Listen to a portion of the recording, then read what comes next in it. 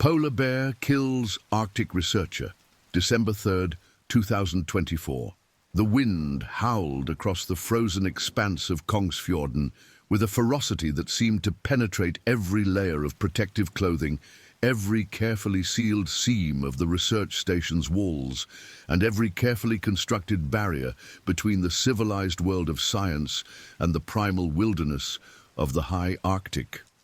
Dr. Martin James Yates stood at the reinforced window of Laboratory Building C at the Ny-Ålesund International Arctic Research Station, watching the December sun hang low on the horizon like a dying ember, casting long purple shadows across the ice that stretched endlessly toward the North Pole. At 41 years old, Martin had spent the better part of 2 decades studying Arctic ecosystems. But the raw beauty and unforgiving nature of this place still filled him with equal measures of awe and unease. The research station, located at 78 degrees 55 minutes north latitude on the Norwegian archipelago of Svalbard, represented humanity's northernmost permanent outpost of scientific inquiry. Established in the early 20th century as a mining settlement, Ny-Ålesund had evolved into an international hub where researchers from over a dozen nations converged to study climate change, Arctic biology, atmospheric sciences, and the rapidly shifting dynamics of polar ecosystems. The station consisted of more than 40 buildings scattered across the tundra, connected by wooden walkways and marked paths that served as lifelines in the frequent whiteout conditions that could transform the landscape into a disorienting maze of white. Martin had arrived at Ny-Ålesund 3 weeks earlier as part of a multinational research initiative studying the impact of climate change on polar bear hunting patterns and sea ice distribution. His team, funded by a consortium including the Norwegian Polar Institute, the Smithsonian Institution, and the European Space Agency, was conducting crucial research on how rapidly warming Arctic temperatures were affecting apex predator behavior and ecosystem stability. The data they were collecting would inform conservation policies and climate models for decades to come, making their work both scientifically significant and urgently necessary. The research team consisted of 15 specialists from 7 countries, each bringing unique expertise to the comprehensive study. Dr. Elena Vasquez, a 34-year-old marine biologist from the University of Barcelona, served as the project's co-director alongside Martin. Elena had spent 12 years studying Arctic marine ecosystems and possessed an encyclopedic knowledge of seal populations, ice formation patterns, and the intricate food webs that sustained life in these extreme conditions.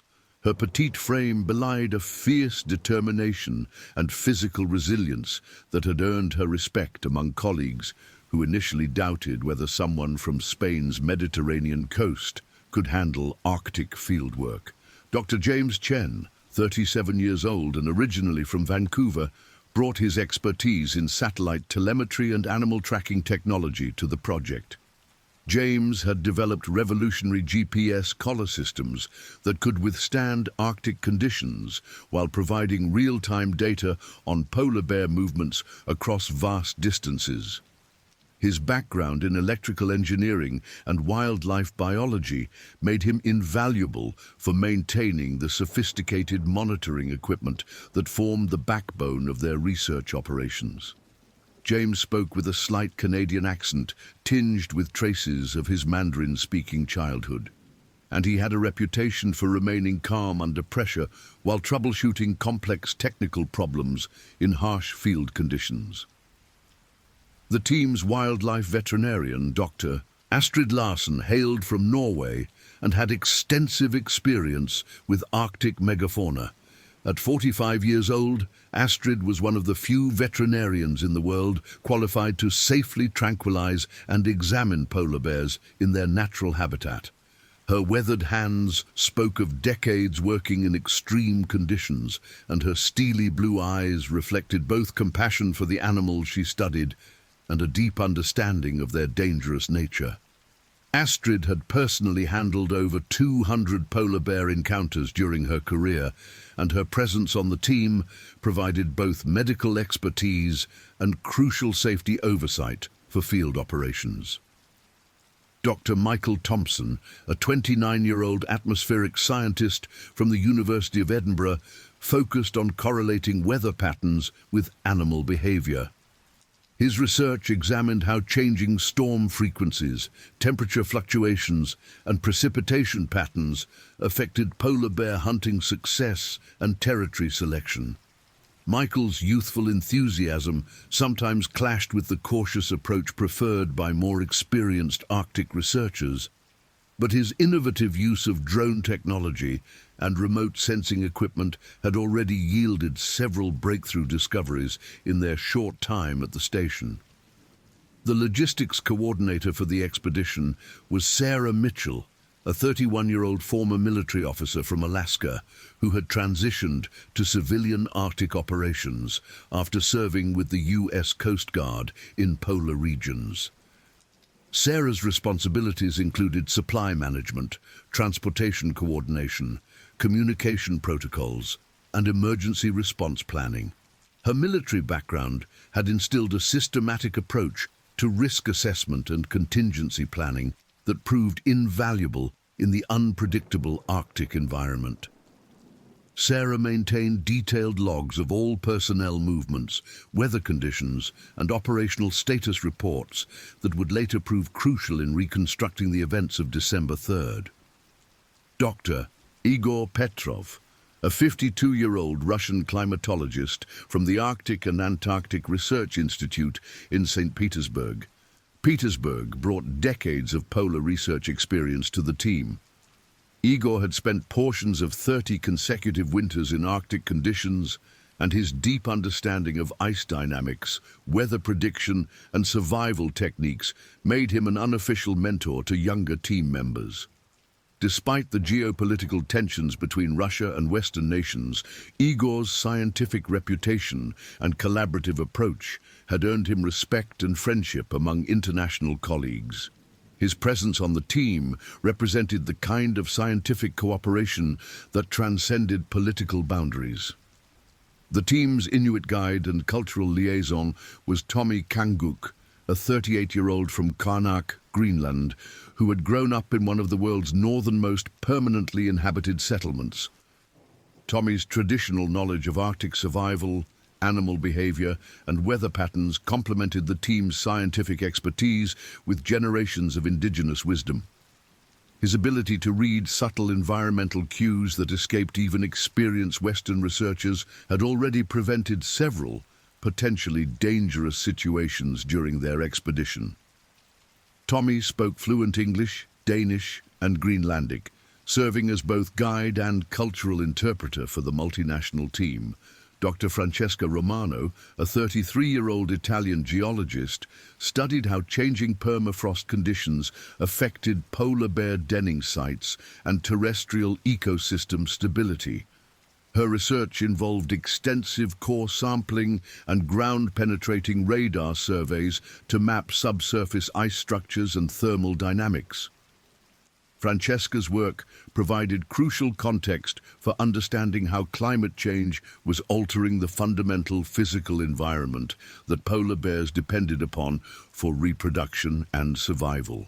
The team's photographer and communication specialist was David Park, a 27-year-old Korean-American who documented their research for scientific publications and public outreach.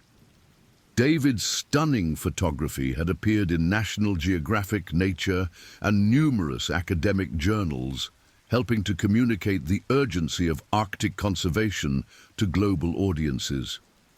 His technical expertise with cold weather photography equipment and satellite communication systems made him responsible for maintaining contact with the outside world and documenting critical research activities.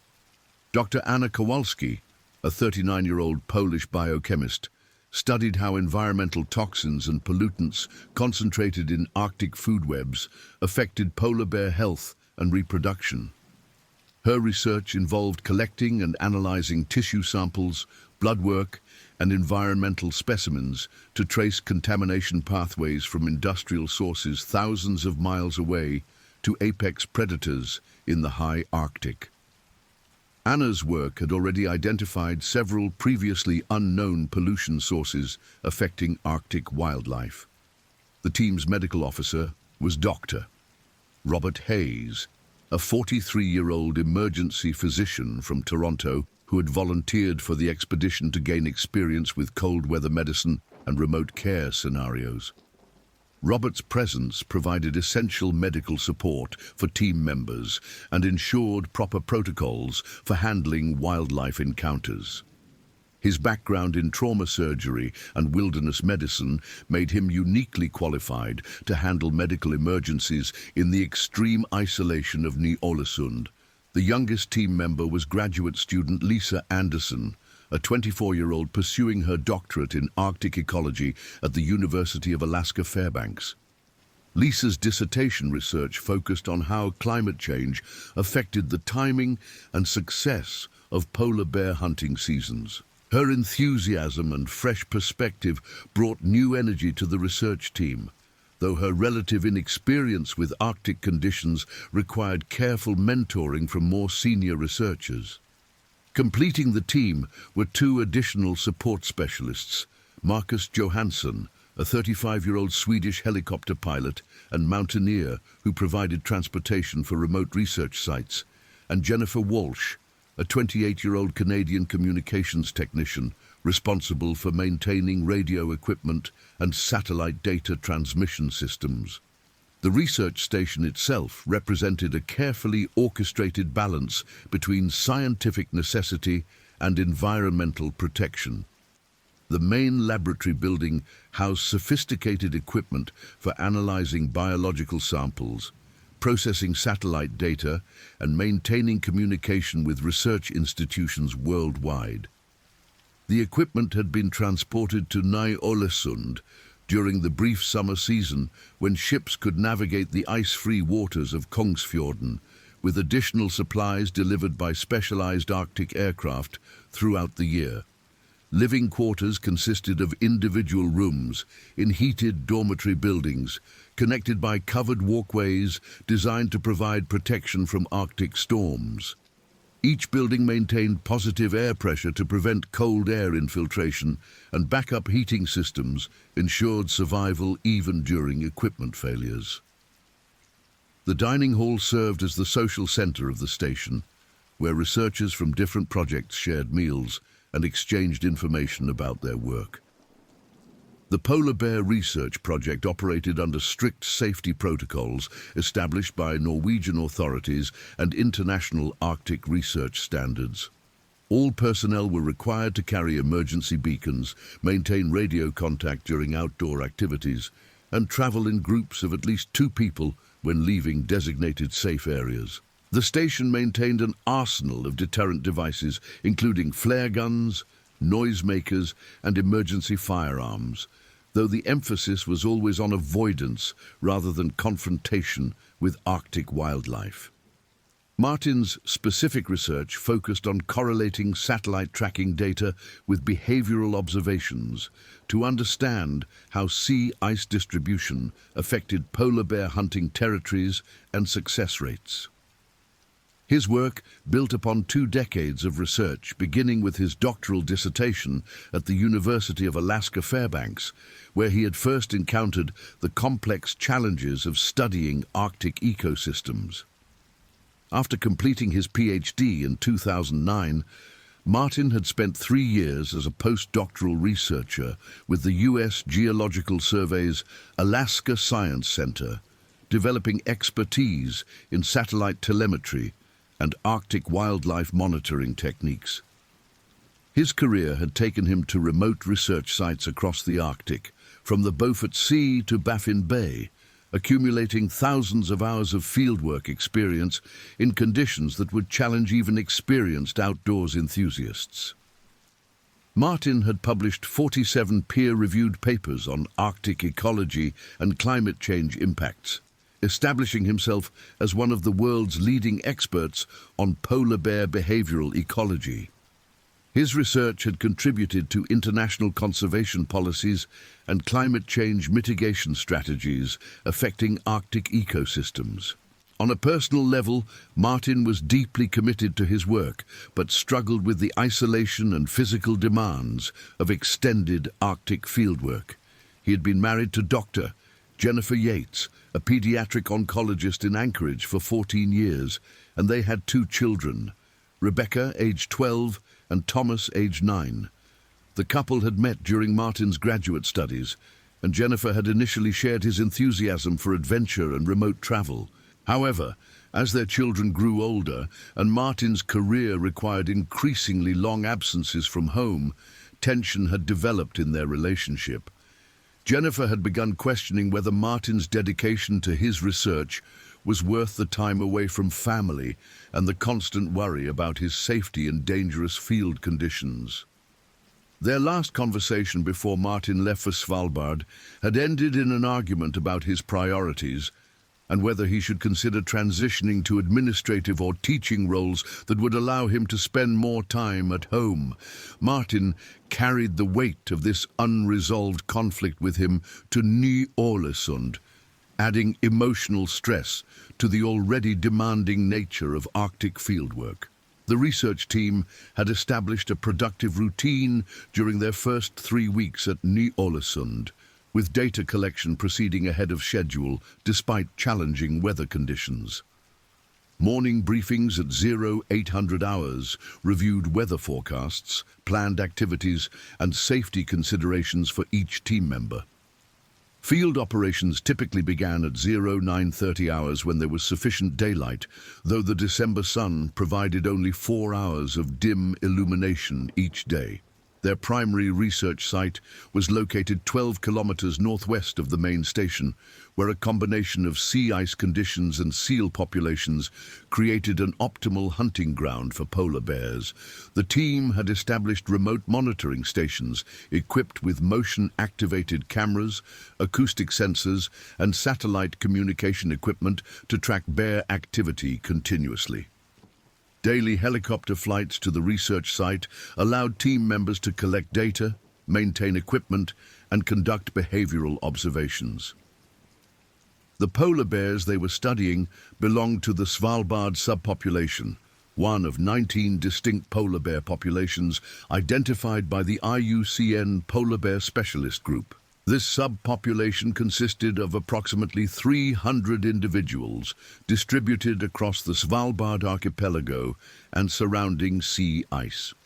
The bears in this region were known for their adaptability to changing ice conditions and their willingness to supplement traditional seal hunting with alternative food sources, including seabird colonies, whale carcasses, and vegetation during ice-free periods. Climate change was affecting the Svalbard polar bear population through multiple pathways.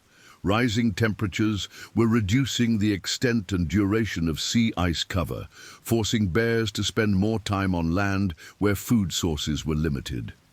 Changes in precipitation patterns were affecting denning conditions for pregnant females, while warming temperatures were altering the distribution and abundance of ringed seals and bearded seals that formed the bear's primary prey base. The research team's work was documenting these changes in unprecedented detail, using GPS collar data to track individual bear movements across thousands of square kilometers of territory. The collars transmitted location data every 4 hours, allowing researchers to analyze hunting patterns, territory use, and response to changing ice conditions in real time. Combined with environmental sensors monitoring ice thickness, temperature, and seal abundance, the data would provide crucial insights into how Arctic ecosystems were responding to rapid climate change. Dr. Elena Vasquez had emerged as a key figure in interpreting the behavioral data, drawing upon her extensive experience with Arctic marine ecosystems to identify patterns that escaped less experienced researchers. Elena's background included 3 previous expeditions to Svalbard, 4 research seasons in the Canadian Arctic, and 2 winters conducting research in Greenland. Her fluency in Spanish, English, Norwegian, and basic Inuktitut allowed her to communicate effectively with international colleagues and indigenous communities whose traditional knowledge complemented scientific research. Elena had grown up in a small fishing village near Barcelona, where her father worked as a commercial fisherman and her mother taught at the local primary school. Her childhood exposure to marine environments had sparked an early interest in ocean ecosystems, leading her to pursue marine biology at the University of Barcelona. Elena's undergraduate thesis research on Mediterranean marine protected areas had earned recognition for its innovative approach to community-based conservation. During her doctoral studies, Elena had become fascinated with polar ecosystems after attending a conference presentation on Arctic climate change. She had successfully applied for a fellowship to conduct dissertation research in the Canadian Arctic, marking the beginning of her specialization in polar marine biology. Elena's doctoral work on Arctic food web dynamics had earned several prestigious awards and established her reputation as an emerging leader in polar research. The transition from Mediterranean coastal environments to Arctic fieldwork had required Elena to develop new skills in cold weather survival, specialized equipment operation, and risk management in extreme conditions. She had completed wilderness first aid training, technical mountaineering courses, and specialized Arctic safety protocols to prepare for fieldwork in the world's most challenging environments. Elena's current research at Ny-Ålesund focused on how changing sea ice conditions affected the distribution and behavior of ringed seals, the primary prey species for Svalbard polar bears. Her work involved underwater acoustic monitoring to track seal populations, ice-penetrating sonar to map seal breathing holes, and coordination with the polar bear research team to understand predator-prey dynamics. Dr. James Chen's role in the expedition centered on maintaining and analyzing data from the sophisticated GPS tracking collars worn by 16 adult polar bears in the study population. The collars, weighing approximately 1.5 kilograms each, were designed to automatically detach after 18 months to prevent long-term impacts on the animals. Each collar contained GPS receivers, VHF radio transmitters, accelerometers, and satellite communication equipment powered by lithium battery packs designed to function in temperatures as low as -40 degrees Celsius. James had spent 6 months designing and testing the collar systems before the expedition, working with engineers at the University of British Columbia to develop housings that could withstand Arctic conditions while maintaining reliable data transmission. The collars collected location data every 4 hours, transmitting information via Iridium satellite network to servers at the research station, where James processed and analyzed the information daily. The data revealed fascinating patterns in polar bear behavior that would have been impossible to document through traditional observation methods. Individual bears showed remarkable consistency in their territory use, with some animals traveling over 1,000 kilometers during monthly hunting circuits. The GPS data also revealed previously unknown behaviors, including cooperative hunting between related females and complex navigation patterns that suggested bears were using landscape features and environmental cues to optimize their movements across vast territories. James's analysis of movement patterns had already identified several concerning trends related to climate change impacts. Bears were spending significantly more time walking on land between hunting areas as sea ice became less reliable for travel. Energy expenditure calculations suggested that some individuals were approaching the threshold where hunting success could no longer compensate for the increased energy costs of movement across fragmented ice conditions. The sophisticated technology that James managed required constant maintenance and troubleshooting in the harsh Arctic environment. electronic equipment faced challenges from extreme cold, moisture infiltration, electromagnetic interference from aurora activity, and physical stress from wind and ice. James had developed specialized repair protocols and maintained backup systems for critical equipment, though the isolation of Ny-Ålesund meant that certain component failures could disable research operations until replacement parts could be flown in from Europe. Dr. Astrid Larsson's role as wildlife veterinarian made her one of the most crucial team members for ensuring both animal welfare and human safety during research operations. Astrid's experience with polar bear handling protocols had been developed over 2 decades of fieldwork across the Arctic, beginning with her veterinary training at the Norwegian University of Life Sciences and continuing through specialized training in wildlife immobilization and Arctic animal medicine. Astrid had personally been involved in the collar installation process for each of the 16 bears in their study population, requiring skills in helicopter-based animal capture, precise drug dosage calculations for immobilization, and rapid field surgery techniques. The process of collaring a polar bear involved tracking animals from helicopters, darting them with immobilization drugs from aerial platforms, landing safely near the unconscious animal, conducting health assessments, installing GPS collars, and monitoring recovery until the animal was fully mobile. Each bear handling operation required meticulous planning and coordination between helicopter pilots, veterinary staff, and research personnel. Safety protocols demanded that all team members carry emergency equipment, including bear spray, flare guns, and radio communication devices, while backup helicopters remained on standby for emergency evacuation if weather conditions deteriorated or equipment failures occurred. Astrid's medical assessments of collared bears had provided valuable health data complementing the behavioral research. Blood samples collected during collar installation were analyzed for stress hormones, nutritional indicators, pollutant loads, and genetic markers that revealed information about population structure and health status. Astrid's examinations had documented evidence of declining body condition in several adult females, supporting concerns about climate change impacts on bear populations. The veterinary aspects of the research required specialized equipment and protocols adapted for Arctic conditions. Immobilization drugs had to be stored and transported at specific temperatures, while field surgery equipment needed to function reliably in extreme cold and wind. Astrid maintained detailed medical records for each collared bear, tracking weight changes, injury status, and reproductive condition through multiple captures over several years of research. Dr. Michael Thompson's atmospheric research provided crucial environmental context for understanding polar bear behavior patterns documented by other team members.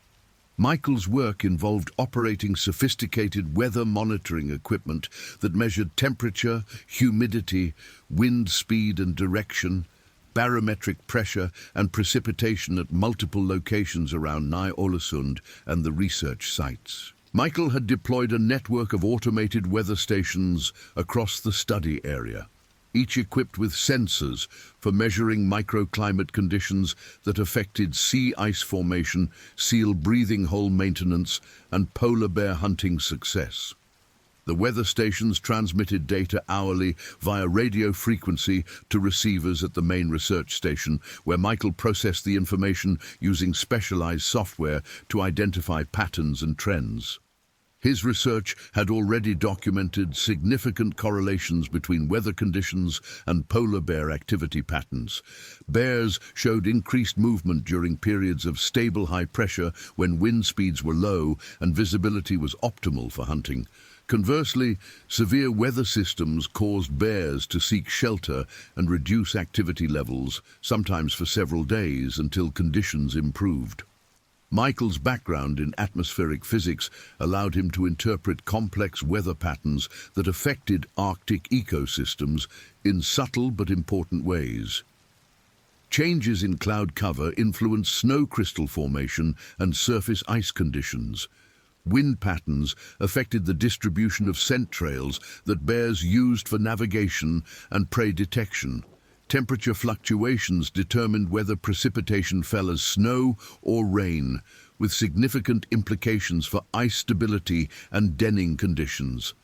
The young Scottish researcher had developed innovative techniques for correlating weather data with animal behavior using statistical models that accounted for multiple environmental variables simultaneously. His analysis revealed that polar bear hunting success was influenced not just by current weather conditions, but by weather patterns over the preceding week that affected ice formation and seal accessibility.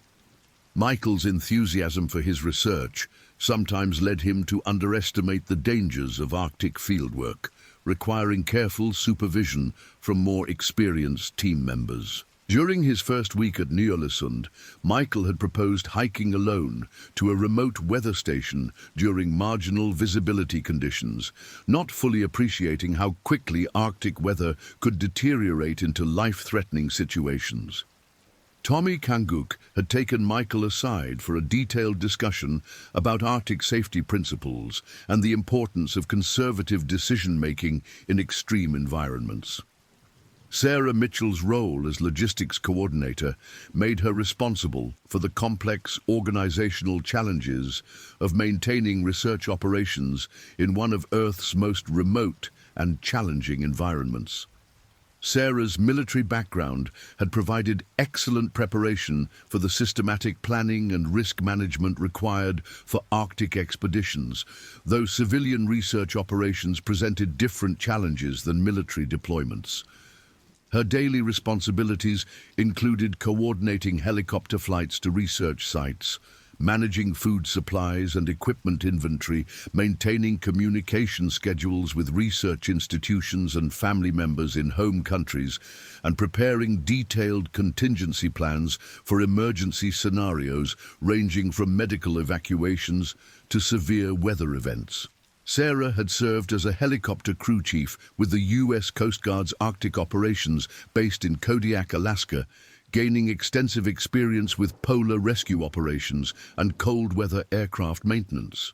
Her military service had included 3 deployments to northern Alaska and 2 Arctic patrol missions that reached within 200 nautical miles of the North Pole. This background gave her practical experience with the logistical challenges and safety considerations that civilian researchers often underestimated. The transition from military to civilian operations had required Sarah to adapt her leadership style to work with international academic researchers who valued collaborative decision-making over hierarchical command structures. However, her systematic approach to planning and risk assessment had quickly earned respect from team members who appreciated the thoroughness of her safety protocols and contingency planning. Sarah maintained detailed logs documenting all personnel movements, weather conditions, equipment status, and communication activities. Her record-keeping would later prove crucial for investigators seeking to reconstruct the events of December 3rd and understand how a routine research operation had turned tragic. Sarah's logs captured not only official activities, but also informal observations about team dynamics, equipment concerns, and environmental conditions that provided important context for understanding the expedition's progression. Dr. Igor Petrov brought unparalleled experience with Arctic conditions to the research team, having spent portions of 30 consecutive winters conducting research in polar regions. Igor's career had begun during the Soviet era when he participated in ambitious Arctic research programs that established permanent ice stations and conducted extensive studies of polar oceanography and climatology. Igor's expertise encompassed not just scientific research, but practical survival skills developed through decades of experience in conditions that would challenge even experienced Arctic travelers. He had survived equipment failures, severe weather events, and isolation scenarios that had tested both his technical knowledge and psychological resilience. This experience made him an informal mentor to younger team members who benefited from his insights into Arctic survival and safety. Despite geopolitical tensions between Russia and Western nations, Igor's commitment to scientific cooperation had never wavered.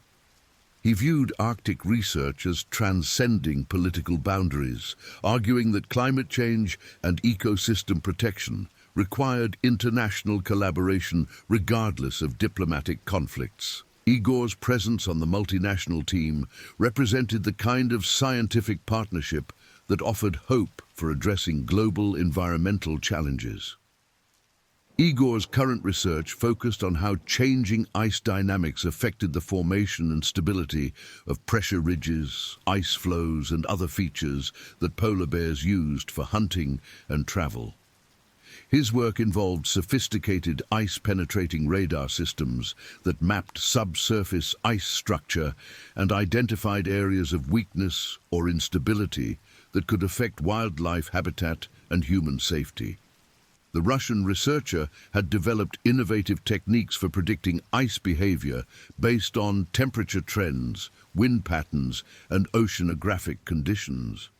His models had already identified several areas where ice conditions were deteriorating more rapidly than expected, requiring adjustments to research site locations and safety protocols. Igor's 3 decades of Arctic experience had taught him to read subtle environmental cues that escaped less experienced researchers.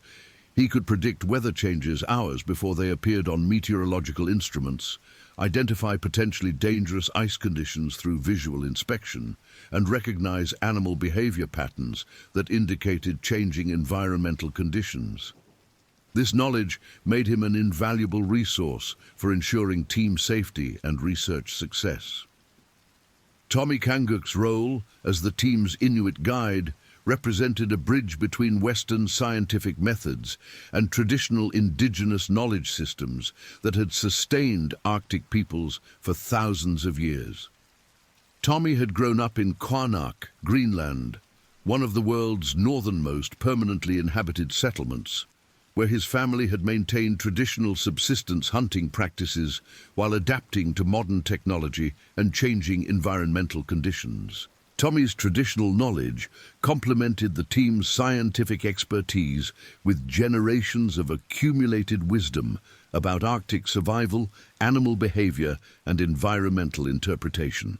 He could identify weather pattern changes through subtle shifts in wind direction and cloud formation that preceded measurable meteorological changes. His understanding of polar bear behavior incorporated not just scientific knowledge, but cultural traditions passed down through generations of hunters who had coexisted with these powerful predators. The integration of traditional knowledge with scientific research required careful coordination and mutual respect between different knowledge systems. Tommy worked closely with Dr. Yates and other team members to identify situations where traditional observations could enhance scientific understanding, while also ensuring that indigenous cultural protocols were respected in research activities. Tommy's presence on the team also provided crucial cultural context for understanding how climate change was affecting indigenous Arctic communities. His first-hand experience with changing ice conditions, altered animal migration patterns, and disrupted seasonal cycles provided personal testimony to complement the quantitative data being collected by the research team. As someone who had grown up traveling across Arctic landscapes using traditional navigation techniques, Tommy possessed exceptional skills for route finding and hazard identification that proved invaluable for research operations. He could assess ice conditions through visual inspection and physical testing, identify safe routes across challenging terrain, and recognize environmental conditions that posed risks to human safety. Tommy's bilingual and bicultural perspective allowed him to serve as an interpreter, not just for language differences, but for different ways of understanding and relating to Arctic environments. His presence helped team members appreciate the complexity and sophistication of traditional ecological knowledge, while ensuring that indigenous perspectives were incorporated into scientific research activities. Dr. Francesca Romano's geological research provided important context for understanding how climate change was affecting the fundamental physical environment that supported Arctic ecosystems. Francesca's work involved studying permafrost dynamics, ground ice distribution, and thermal changes in Arctic soils that influenced vegetation patterns, denning sites, and ecosystem stability. Her research utilized ground-penetrating radar, thermal sensors, and core sampling techniques to map subsurface conditions across the study area. Francesca had documented significant changes in permafrost stability over the past decade, with implications for both wildlife habitat and human infrastructure in Arctic communities. The Italian researcher had developed expertise in Arctic geology through previous expeditions to Greenland, northern Canada, and Siberia. Her understanding of how geological processes interacted with biological systems made her research crucial for predicting how continued climate change would affect Arctic ecosystems over longer timescales. Francesca's work required physical stamina and technical expertise for operating heavy drilling equipment in extreme conditions. Core sampling operations often involved working in exposed locations for extended periods while maintaining precise scientific protocols for sample collection and preservation. Her research sites were often located in areas with challenging access, requiring helicopter transport or overland travel across difficult terrain. The geological perspective that Francesca brought to the research team helped other members understand how the physical environment was changing beneath the more visible biological and atmospheric changes they were documenting. Her work revealed that some ecosystem changes were driven by fundamental alterations in soil and ice conditions that would continue affecting Arctic environments for decades, even if atmospheric warming was stabilized. David Park's role as photographer and communications specialist made him responsible for documenting the research expedition and maintaining contact with the outside world. David's work involved both artistic photography for public outreach and technical documentation for scientific publications and safety records. His photography equipment had been specially adapted for Arctic conditions, with battery heating systems, moisture protection, and backup power supplies to ensure reliable operation in extreme cold. David had developed specialized techniques for photographing wildlife behavior, research activities, and environmental conditions that captured both the scientific importance and emotional impact of Arctic research.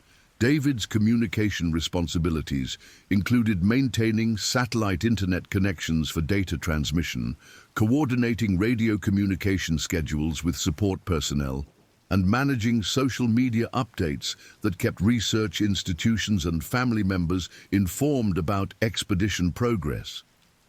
His technical expertise with communication equipment made him a crucial backup for emergency communication systems.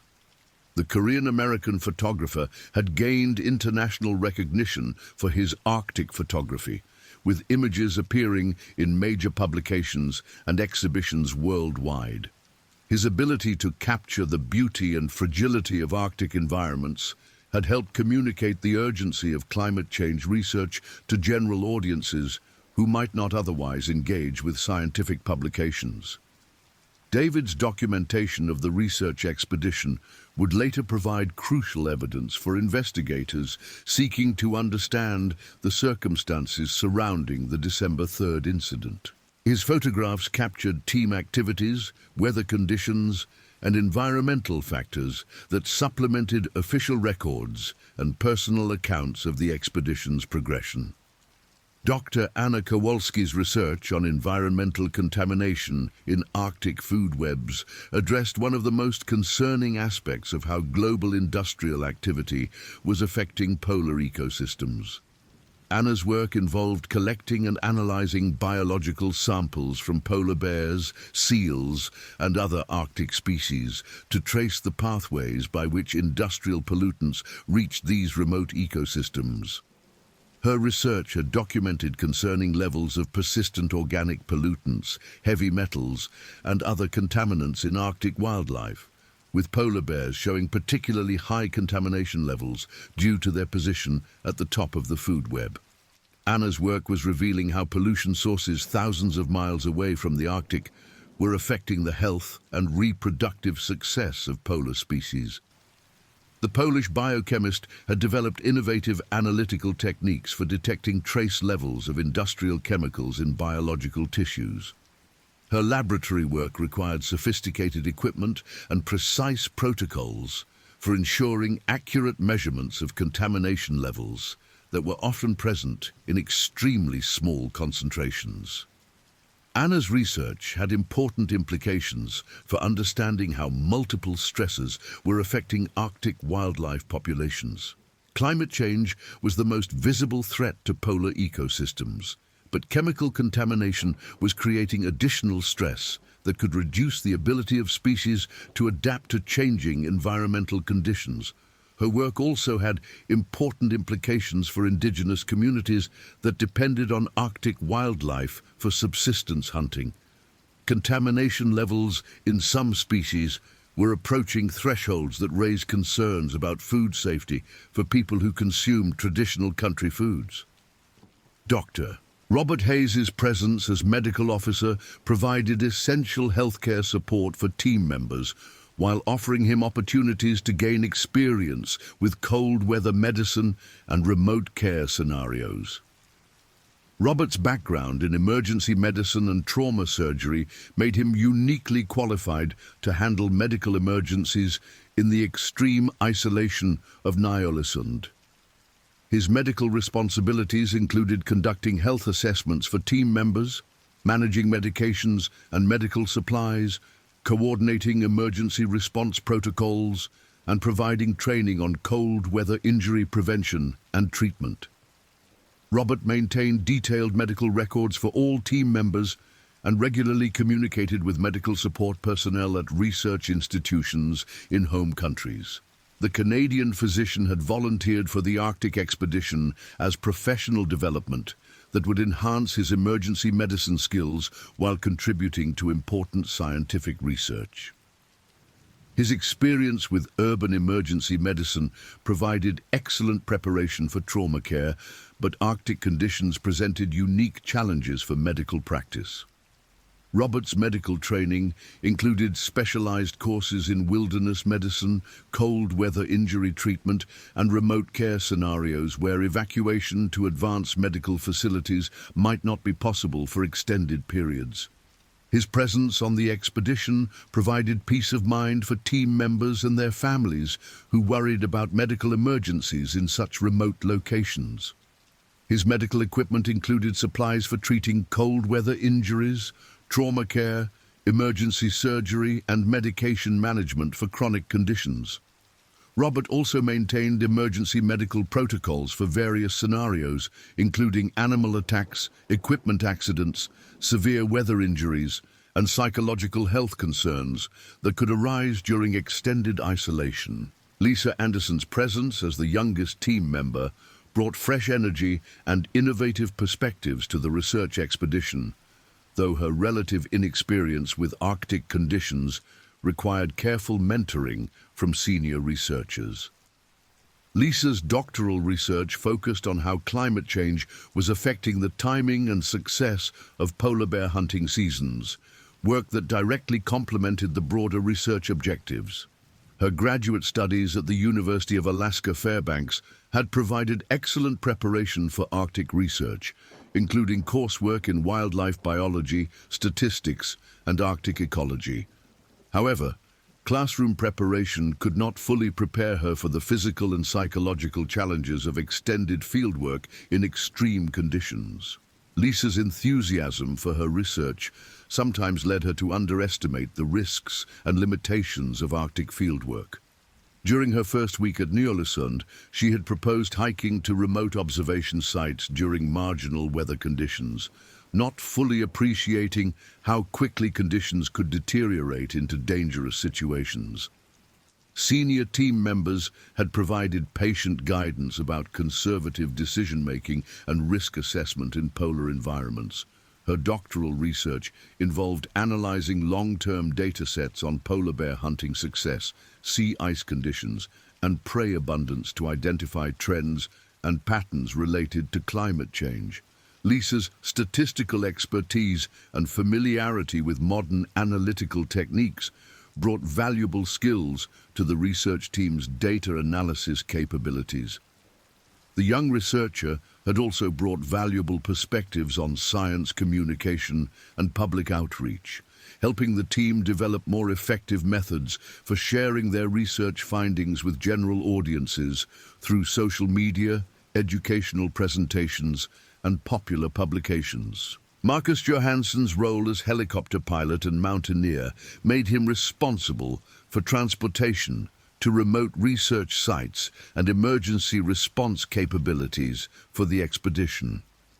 Marcus's aviation background included extensive experience with Arctic flying conditions, helicopter operations on sea ice, and cold weather aircraft maintenance.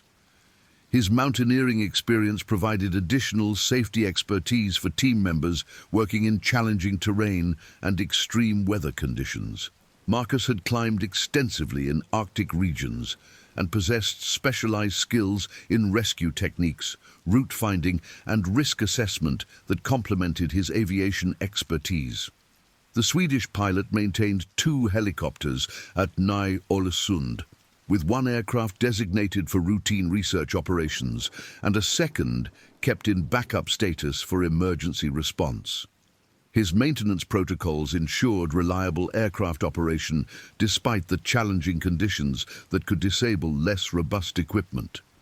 Marcus's flying experience included precision operations for wildlife research, including the complex aerial maneuvers required for polar bear darting and collar installation. His skills allowed the research team to access remote locations safely and efficiently while maintaining the flexibility to respond quickly to changing weather conditions or emergency situations. His presence provided crucial emergency response capabilities for the expedition, including medical evacuation, emergency supply delivery, and search and rescue operations, if team members became separated or lost in remote areas. Jennifer Walsh's role as communications technician made her responsible for maintaining radio equipment, satellite data transmission systems, and emergency communication capabilities for the expedition. Jennifer's technical background included specialized training in Arctic communication systems and cold weather equipment maintenance. Her responsibilities included daily communication schedules with research institutions, weather monitoring services, and emergency response agencies. Jennifer maintained backup communication systems and emergency protocols that would prove crucial in coordinating response to the December 3rd incident. The Canadian technician had developed expertise in satellite communication systems through previous work with remote research stations and Arctic communities. Her technical skills ensured reliable data transmission for research activities while maintaining essential communication links with the outside world. Jennifer's work also included maintaining GPS navigation systems, emergency beacon networks, and radio communication equipment used by team members during field operations. Her technical expertise provided crucial support for safety protocols and emergency response capabilities. Her documentation of communication activities, equipment status, and technical issues provided detailed records that would later assist investigators in understanding the expedition's progression and response to emergency situations. The daily routine at Ny-Ålesund had developed into a well-orchestrated sequence of activities designed to maximize research productivity while maintaining safety protocols in the challenging Arctic environment. The short December days required careful time management to accomplish field work during the limited hours of available daylight. Morning activities began at 0630 hours with individual preparation and equipment checks. Team members reviewed weather forecasts, checked personal safety equipment, and prepared specialized gear for planned activities. The dining hall served breakfast from 700 to 800 hours, providing an opportunity for informal coordination and discussion of daily plans. The formal daily briefing took place at 0800 hours in the main laboratory building, where Sarah Mitchell reviewed weather conditions, planned activities, and safety considerations for each team member. Weather reports included current conditions, forecast changes, and potential hazards such as high winds, reduced visibility, or temperature extremes that could affect field operations. Field operations typically began at 0930 hours when there was sufficient daylight for safe helicopter operations and outdoor research activities. The limited daylight hours from late morning through mid-afternoon required efficient coordination to accomplish planned research tasks before darkness returned.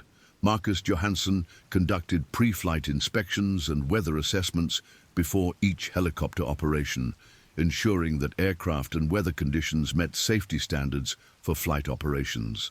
His conservative approach to flight safety sometimes required postponing research activities when weather conditions approached marginal limits. Research teams usually included 3 to 4 members for each field operation, providing redundancy for safety while ensuring adequate personnel for research tasks. Tommy Kanguk accompanied most field teams, providing guidance on ice conditions, wildlife hazards, and route selection based on his traditional knowledge and experience. Data collection activities varied depending on research objectives and weather conditions. Some days involved visiting remote monitoring stations to download data from automated equipment and conduct maintenance. Other operations focused on behavioral observations of polar bears using telescopes and spotting scopes from safe distances. Evening activities included data processing, equipment maintenance, and planning for subsequent days. Team members uploaded data from field equipment, analyzed preliminary results, and coordinated with research institutions via satellite communication. The dining hall served dinner from 1800 to 1900 hours, followed by informal discussions and recreational activities. Safety protocols required all team members to check in hourly during field operations and maintain constant radio contact with the base station. Emergency equipment, including flare guns, bear spray, and emergency shelters, accompanied every field team, while backup personnel remained on standby for emergency response. The research project had been operating ahead of schedule during their first 3 weeks at Ny-Ålesund, with data collection proceeding smoothly despite several days lost to severe weather conditions. The team had successfully downloaded data from all remote monitoring stations, completed maintenance on tracking equipment, and gathered extensive behavioral observations of the collared polar bear population. Dr. Yates had been particularly pleased with the quality of GPS tracking data being collected from the collared bears. The movements patterns revealed by satellite telemetry were providing unprecedented insights into how individual bears were adapting their hunting strategies to changing ice conditions. Several bears had demonstrated remarkable flexibility in their hunting territories, traveling much greater distances than expected to locate productive seal hunting areas. Elena's marine research had documented significant changes in seal population distribution compared to previous years, with important implications for polar bear hunting success. The acoustic monitoring equipment had detected seal activity in new areas, while traditional hunting grounds showed reduced activity levels. These changes appeared to be related to altered ice formation patterns that affected the location and stability of seal breathing holes. James Chen's technical expertise had resolved several equipment problems that could have disabled critical research activities. His troubleshooting skills and preventive maintenance protocols had kept the sophisticated GPS collar systems operating reliably despite challenging Arctic conditions. The real-time tracking data was providing valuable insights into bear behavior that complemented the observational research. Astrid's veterinary assessments had revealed concerning trends in the health status of several collared bears. Body condition scores indicated that some individuals were experiencing nutritional stress, likely related to reduced hunting success caused by changing ice conditions. These findings supported broader concerns about climate change impacts on polar bear populations. Michael's atmospheric research had documented unusual weather patterns during their time at Ny-Ålesund, with several storm systems bringing higher than normal temperatures and precipitation. The weather data was providing important context for understanding how environmental conditions were affecting both bear behavior and the ecosystem changes being documented by other team members. The multinational team had also developed strong working relationships despite differences in language, culture, and research backgrounds. The collaborative atmosphere had enhanced both research productivity and safety by encouraging open communication about concerns and observations that might otherwise go unreported. Tommy's traditional knowledge had proven invaluable for interpreting animal behavior observations and environmental conditions that complemented the scientific data being collected. His insights had helped team members understand the cultural and historical context of the ecosystem changes they were documenting. Dr. Romano's geological research had revealed significant changes in permafrost conditions that were affecting denning habitat for polar bears. Her ground-penetrating radar surveys had identified areas where warming temperatures were destabilizing traditional denning sites, forcing bears to seek alternative locations that might be less suitable for successful reproduction. The research data being collected at Ny-Ålesund would contribute to several important scientific publications and policy documents addressing climate change impacts on Arctic ecosystems. The comprehensive nature of the study, combining satellite tracking, behavioral observations, environmental monitoring, and traditional knowledge, would provide one of the most detailed analyses ever conducted of how polar bear populations were responding to rapidly changing Arctic conditions. As November had transitioned into December, the research team had begun preparing for the most intensive phase of their data collection activities. The polar night period offered unique opportunities for observing bear behavior using infrared monitoring equipment and night vision technology. However, the complete darkness and extreme cold also presented additional safety challenges that required modified protocols and enhanced precautionary measures. The team had successfully adapted their research methods to winter conditions, developing techniques for maintaining equipment operation in extreme cold and conducting observations during the limited twilight hours that provided brief windows of visibility. Their success in adapting to Arctic winter conditions had demonstrated the high level of expertise and preparation that characterized the research expedition. Weather conditions during late November had been more severe than normal for the season, with several major storm systems bringing high winds, heavy snow, and reduced visibility that disrupted field operations for multiple days. However, the team had used these enforced indoor periods productively, processing accumulated data and planning research activities for improved weather windows. The December 2nd daily briefing had proceeded normally, with Sarah Mitchell reviewing weather forecasts that predicted improving conditions for December 3rd. Light winds and clear skies were expected to provide excellent conditions for helicopter operations and field research activities. The forecast represented a welcome break from the severe weather that had limited fieldwork during the previous week.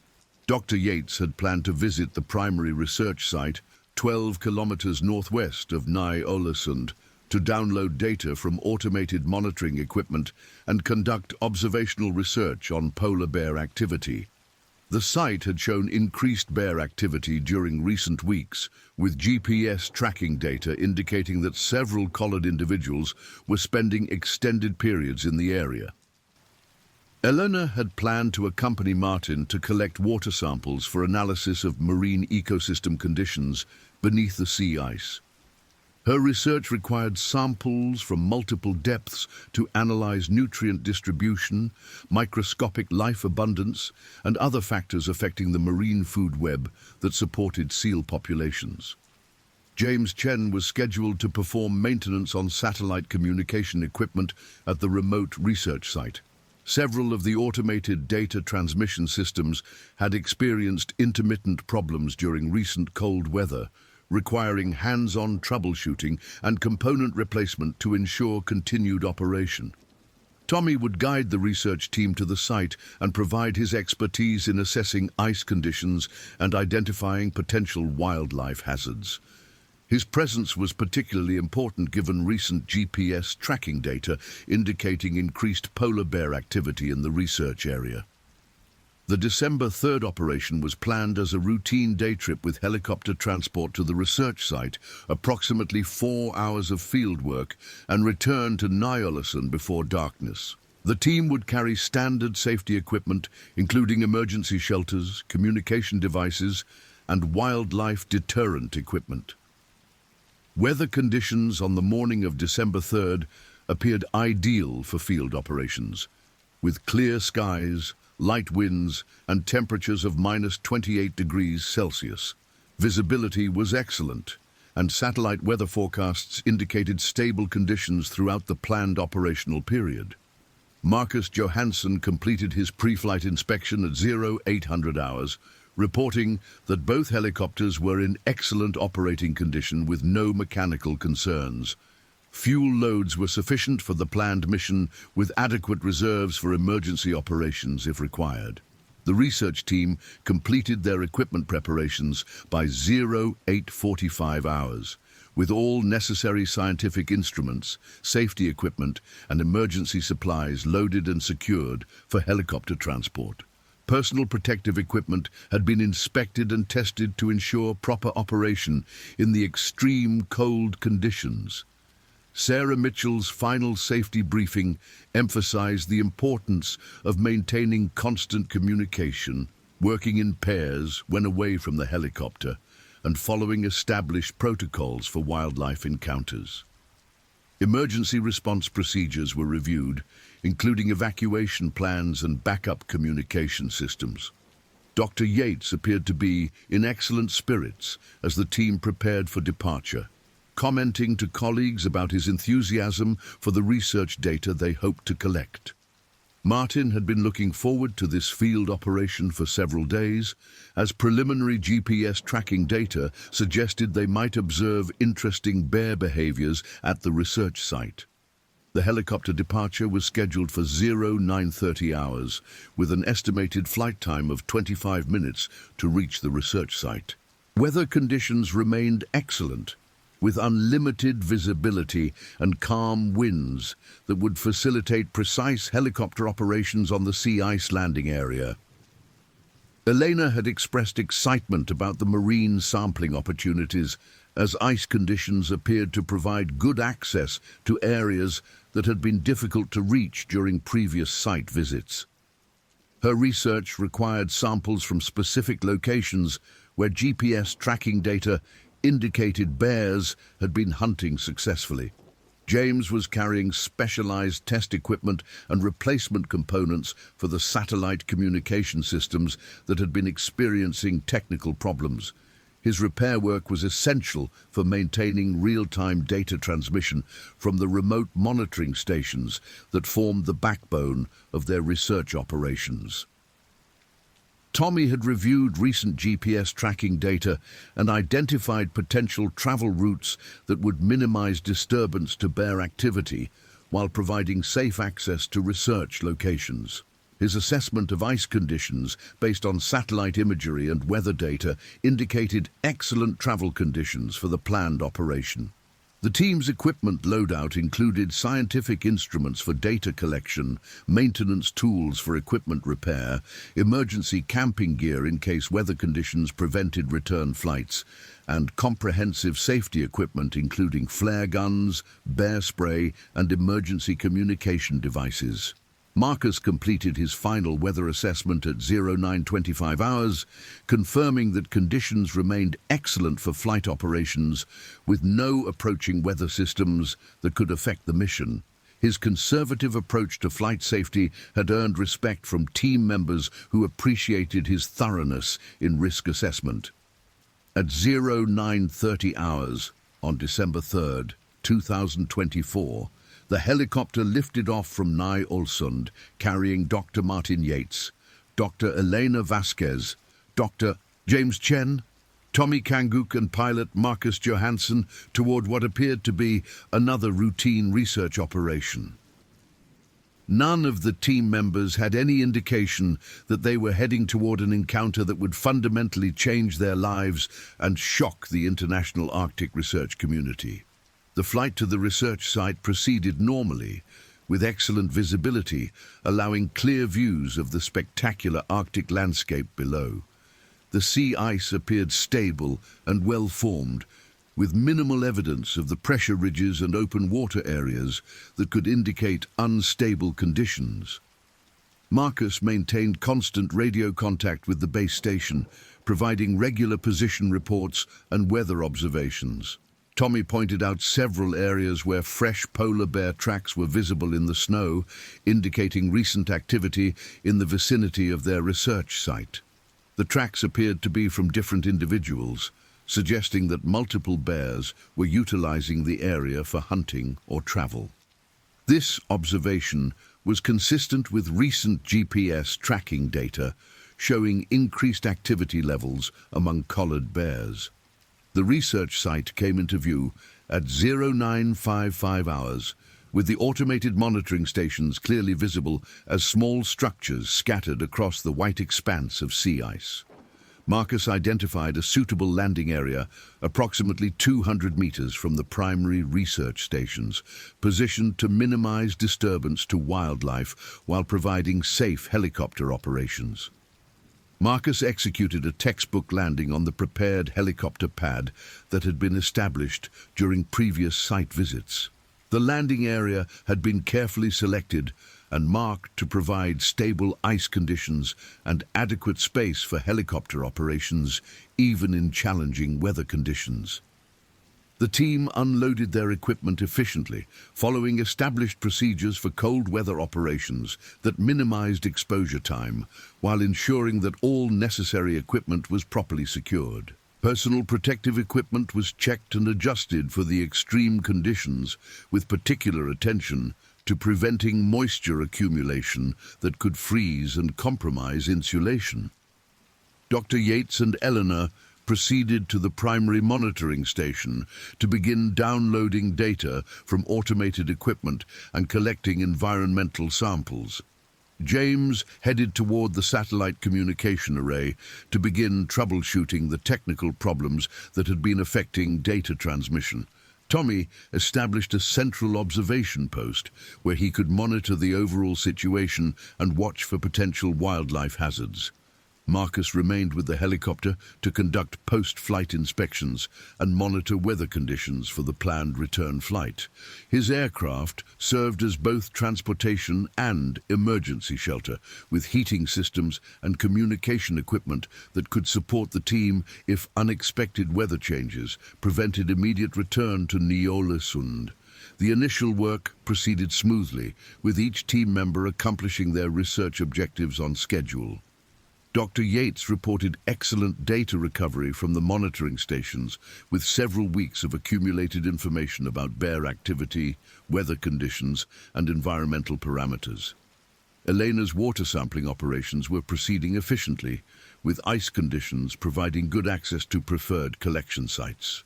James had identified the source of communication problems as moisture infiltration in several electronic components, problems that could be resolved with component replacement and improved environmental sealing. His repair work was progressing well, with systems responding normally to his troubleshooting procedures. Tommy's observations had noted fresh polar bear tracks in multiple locations around the research site, but no immediate signs of bear presence in the vicinity. His traditional knowledge suggested that bears had been active in the area within the past 24 hours, but were not currently in the immediate vicinity of the research stations. At 11:30 hours, approximately 90 minutes after arrival at the research site, the situation remained completely routine, with all team members working productively on their assigned tasks. Weather conditions continued excellent, with no changes anticipated that would affect the planned schedule for completion of fieldwork and return to Ny-Ålesund. Dr. Yates had completed data downloads from the primary monitoring stations and was beginning to prepare equipment for collecting additional environmental samples in areas where GPS tracking data indicated recent bear activity. His work was proceeding ahead of schedule, allowing time for additional observations that could enhance the research dataset. Elena had successfully collected water samples from 3 different locations and was preparing to move to a 4th sampling site approximately 400 meters from the helicopter landing area. Her research required samples from areas with different ice thickness and depth characteristics to provide comprehensive coverage of marine ecosystem conditions. The team maintained regular radio communication with both Marcus at the helicopter landing site and Sarah Mitchell at the Ny-Ålesund base station. All communication checks proceeded normally, with no problems or concerns reported by any team members. At 11:45 hours, Tommy reported observing what appeared to be a polar bear in the distance, approximately 1 kilometer from the research site. The animal was moving slowly across the ice and did not appear to be approaching the research area directly. Tommy recommended that team members maintain awareness of the bear's location while continuing their work, following standard protocols for wildlife encounters. Dr. Yates acknowledged Tommy's wildlife report and continued his sample collection activities, following safety protocols that required maintaining visual contact with other team members and staying within easy radio communication range. Elena adjusted her sampling route to avoid moving toward the area where the bear had been spotted. James completed his communication equipment repairs successfully, with all systems responding normally to his testing procedures. The restored communication capabilities would ensure continued real-time data transmission from the remote monitoring stations throughout the remainder of the winter research season. Marcus conducted a brief reconnaissance flight around the research area to locate the polar bear reported by Tommy and assess its proximity to team operations. His aerial observation confirmed the presence of a large adult bear, approximately 800 meters from the research site, moving slowly and showing no immediate interest in human activities. The bear appeared to be a large adult male, based on its size and body characteristics visible from the aerial observation. GPS tracking data did not indicate that this individual was wearing one of the research collars, suggesting it was an unmonitored bear not previously encountered by the research team. Tommy's assessment of the bear's behavior indicated normal travel patterns, with no immediate signs of aggressive intent or unusual interest in human activities. However, his traditional knowledge suggested maintaining heightened awareness and preparing to adjust activities if the bear's behavior changed or it moved closer to the research site. At 1200 hours, all team members reported completion of their primary research objectives, with data collection and equipment maintenance proceeding successfully. The schedule allowed for additional optional research activities if time and conditions permitted, or early return to Ny-Ålesund if preferred. Dr. Yates expressed interest in conducting additional observations in areas where GPS tracking data had indicated interesting bear activity patterns during recent weeks. His scientific curiosity and the excellent weather conditions motivated him to maximize research opportunities during this field operation. Elena supported extending the fieldwork to collect additional environmental samples that could provide valuable context for understanding the ecosystem conditions that were attracting increased bear activity to this area. Her marine research would benefit from comprehensive sampling across different areas of the research site. James had completed his equipment repairs ahead of schedule, providing flexibility for supporting additional research activities or conducting preventive maintenance on other systems. His technical expertise made him valuable for troubleshooting any equipment problems that might arise during extended field operations. Marcus agreed to support extended field operations, noting that weather conditions remained excellent and fuel reserves were adequate for delayed departure. His conservative approach to flight safety included maintaining adequate reserves for unexpected weather changes or emergency operations. Tommy recommended maintaining heightened awareness of wildlife presence while supporting the extended research activities.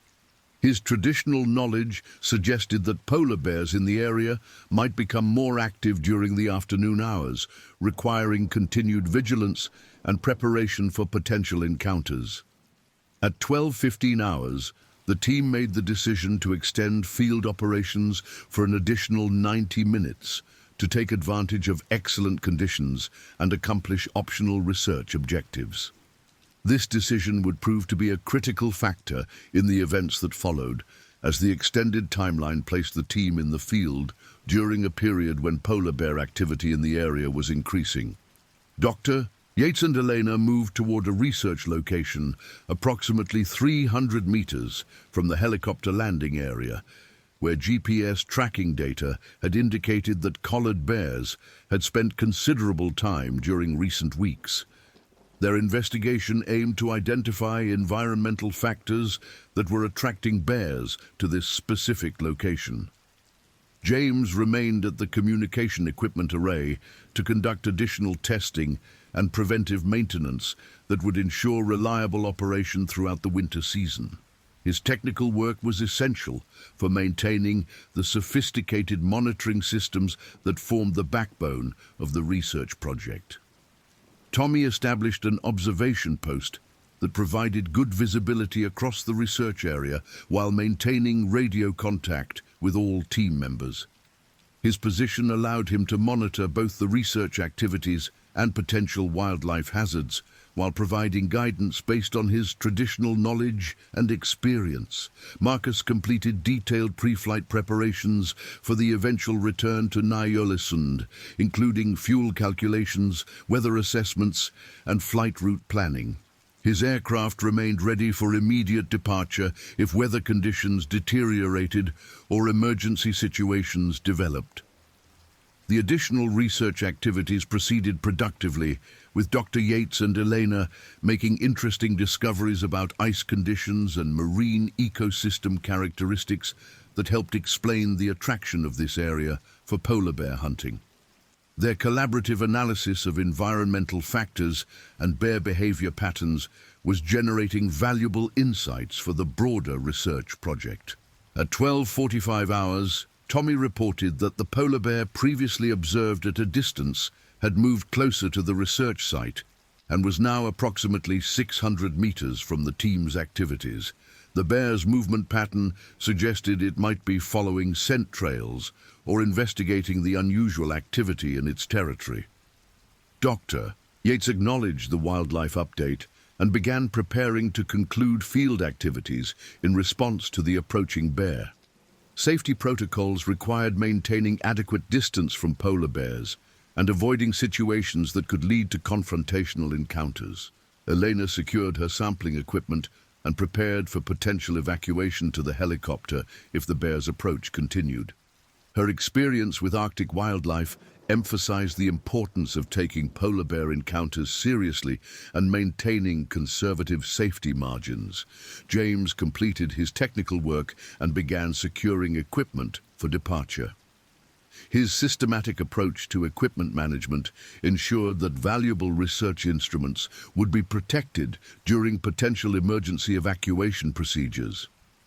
Marcus prepared for immediate departure, conducting final pre-flight checks and warming aircraft systems for cold weather operation. His helicopter could be ready for takeoff within minutes if emergency evacuation became necessary.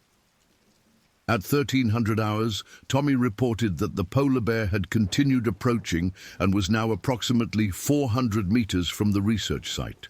The bear's behavior appeared purposeful rather than random, suggesting it was investigating the human activity rather than simply traveling through the area. Dr. Yates made the decision to conclude field operations immediately and return to Ny-Ålesund to avoid any possibility of confrontation with the approaching bear. Safety protocols emphasized avoiding situations where bears and humans might come into close contact. The team began efficient procedures for securing equipment and preparing for immediate departure. Their experience with Arctic operations allowed rapid transition from research activities to emergency evacuation procedures when wildlife encounters required departure from research sites. Elena and Dr. Yates secured their sampling equipment and began moving toward the helicopter landing area. James completed shutdown procedures for the communication equipment and gathered his tools and replacement components. Tommy maintained observation of the approaching bear while coordinating the team's movement toward the aircraft. Marcus brought helicopter systems to full operational status and prepared for immediate takeoff once all team members were aboard. His aviation experience included numerous wildlife-related emergency departures that required rapid but safe evacuation procedures. At 13:15 hours, as the team was conducting final preparations for departure, Tommy reported that the polar bear had suddenly accelerated its approach and was now moving directly toward the research site at a rapid pace. The bear's behavior had shifted from curious investigation to purposeful approach, indicating a potentially dangerous escalation of the encounter. Dr. Yates ordered immediate evacuation to the helicopter, abandoning non-essential equipment to prioritize rapid departure from the research site. Emergency protocols emphasized human safety over equipment preservation when wildlife encounters escalated beyond safe parameters. Elena and Dr. Yates began moving rapidly toward the helicopter landing area, carrying only essential equipment and safety gear. James secured critical electronic components and prepared to abandon less essential tools if necessary for rapid evacuation. Marcus completed emergency startup procedures and prepared for immediate takeoff as soon as all team members reached the aircraft. His experience with emergency departures emphasized the importance of rapid but safe evacuation procedures when wildlife threats developed. Tommy maintained visual contact with the approaching bear while directing team members toward the helicopter. His traditional knowledge indicated that the bear's behavior was escalating toward potentially aggressive encounter, requiring immediate departure from the area. At 13:18 hours, the polar bear was approximately 150 meters from the research site and continuing to approach at a steady pace. The animal appeared to be a large adult male, estimated at over 400 kilograms based on its size and physical characteristics visible at the decreasing distance. Dr. Yates and Elena were approximately 100 meters from the helicopter when the bear's rapid approach made it clear that they might not reach the aircraft before the animal arrived at the research site. Emergency protocols required immediate defensive measures to prevent direct confrontation. James reached the helicopter safely and boarded immediately, securing his equipment and preparing to assist with emergency departure procedures. Marcus maintained aircraft systems at full readiness while monitoring the developing situation. Tommy deployed emergency deterrent measures, firing a flare gun toward the approaching bear in an attempt to discourage its advance. The bright flare and explosive sound were designed to frighten wildlife and provide opportunities for human withdrawal from dangerous encounters. The flare appeared to have minimal effect on the polar bear, which continued its approach with only a brief pause to assess the noise and light. Tommy's experience with polar bear behavior indicated that this individual was showing unusual persistence that suggested elevated motivation for investigation or potential aggression. At 13:20 hours, Dr. Yates made the critical decision that would determine the outcome of the encounter. With the polar bear approximately 75 meters away and still approaching, Martin determined that he and Elena could not reach the helicopter safely before the bear arrived at their location. Following emergency protocols for wildlife encounters, Dr. Yates decided to implement defensive measures using bear spray while Elena continued toward the helicopter. The plan was for Martin to deter the bear while Elena reached safety, then for both to evacuate once the immediate threat was neutralized. Elena continued moving toward the helicopter while Martin prepared emergency deterrent equipment, including bear spray and noisemakers. His decision to remain and implement deterrent measures while his colleague reached safety reflected both his experience with wildlife encounters and his sense of responsibility for team safety. Tommy coordinated with Marcus to prepare for immediate pickup of Dr. Yates once Elena reached the aircraft safely. The helicopter would remain at minimum safe distance while providing emergency support and evacuation capability for the wildlife encounter. The polar bear continued its approach, showing no signs of being deterred by the flare or the presence of multiple humans in the area. Tommy's assessment indicated that this individual was displaying unusually bold behavior that suggested either extreme hunger, territorial motivation, or previous habituation to human presence. At 13:22 hours, Elena reached the helicopter and boarded immediately, allowing Marcus to prepare for emergency pickup of Dr. Yates. The aircraft was ready for immediate takeoff as soon as Martin could reach the helicopter or the bear threat was neutralized. Dr. Yates positioned himself approximately 50 meters from the approaching polar bear, preparing to deploy bear spray if the animal continued its advance. His experience with Arctic wildlife encounters provided confidence in his ability to deter the bear using approved safety equipment and techniques. The polar bear slowed its approach as it detected Dr. Yates's defensive posture, but continued moving forward with apparent determination. Tommy observed that the bear was showing classic signs of investigative behavior mixed with potential aggressive intent. Marcus maintained the helicopter in hovering position at minimum safe distance, prepared for immediate pickup while avoiding aircraft noise and rotor wash that might escalate the bear's aggressive response. His aviation experience included numerous wildlife-related emergency operations requiring precise positioning and timing. At 13:24 hours, the polar bear approached to within 25 meters of Dr. Yates's position, well within the effective range of bear spray, but also close enough to pose immediate physical danger if the deterrent proved ineffective. Martin prepared to deploy the spray while maintaining calm demeanor and avoiding sudden movements that might trigger aggressive response. Dr. Yates deployed bear spray when the polar bear reached approximately 20 meters distance, creating a cloud of pepper-based deterrent between himself and the approaching animal. The spray was designed to temporarily disable bears through irritation of mucous membranes while providing opportunities for human withdrawal. The bear spray appeared to have immediate effect, causing the polar bear to stop its advance and show signs of disorientation and irritation from the chemical deterrent. Tommy observed that the bear was displaying typical responses to spray deployment, including head shaking and apparent difficulty with vision and breathing. Dr. Yates began moving toward the helicopter while the bear was affected by the spray, following established protocols for withdrawal after successful deterrent deployment. His measured retreat was designed to avoid triggering pursuit behavior while the chemical deterrent remained effective. Marcus positioned the helicopter for immediate pickup, maintaining precise hovering position that would allow rapid boarding while providing emergency departure capability. His coordination with ground personnel reflected extensive experience with wildlife-related emergency operations.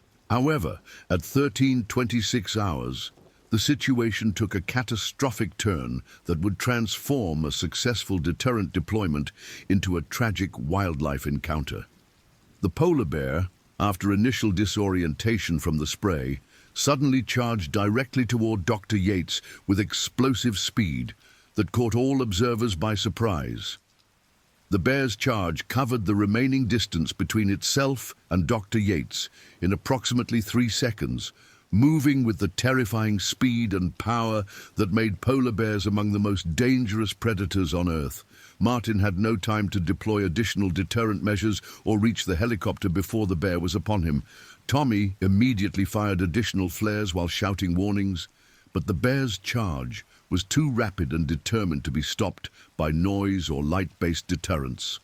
The animal appeared to be in full predatory mode, showing none of the cautious behavior typical of bears encountering chemical deterrents. Marcus maintained helicopter position while preparing for emergency response, but the rapid development of the attack made immediate intervention impossible without risking additional casualties from rotor wash or aircraft proximity to the wildlife encounter. Elena watched in horror from the helicopter as the massive polar bear struck Dr. Yates with devastating force, knocking him to the ice with an impact that was audible over the helicopter noise. The attack happened with such speed and violence that even experienced Arctic researchers were stunned by the sudden escalation. The initial impact between the 400-kilogram polar bear and Dr. Yates created a sickening sound that would haunt the survivors for the rest of their lives.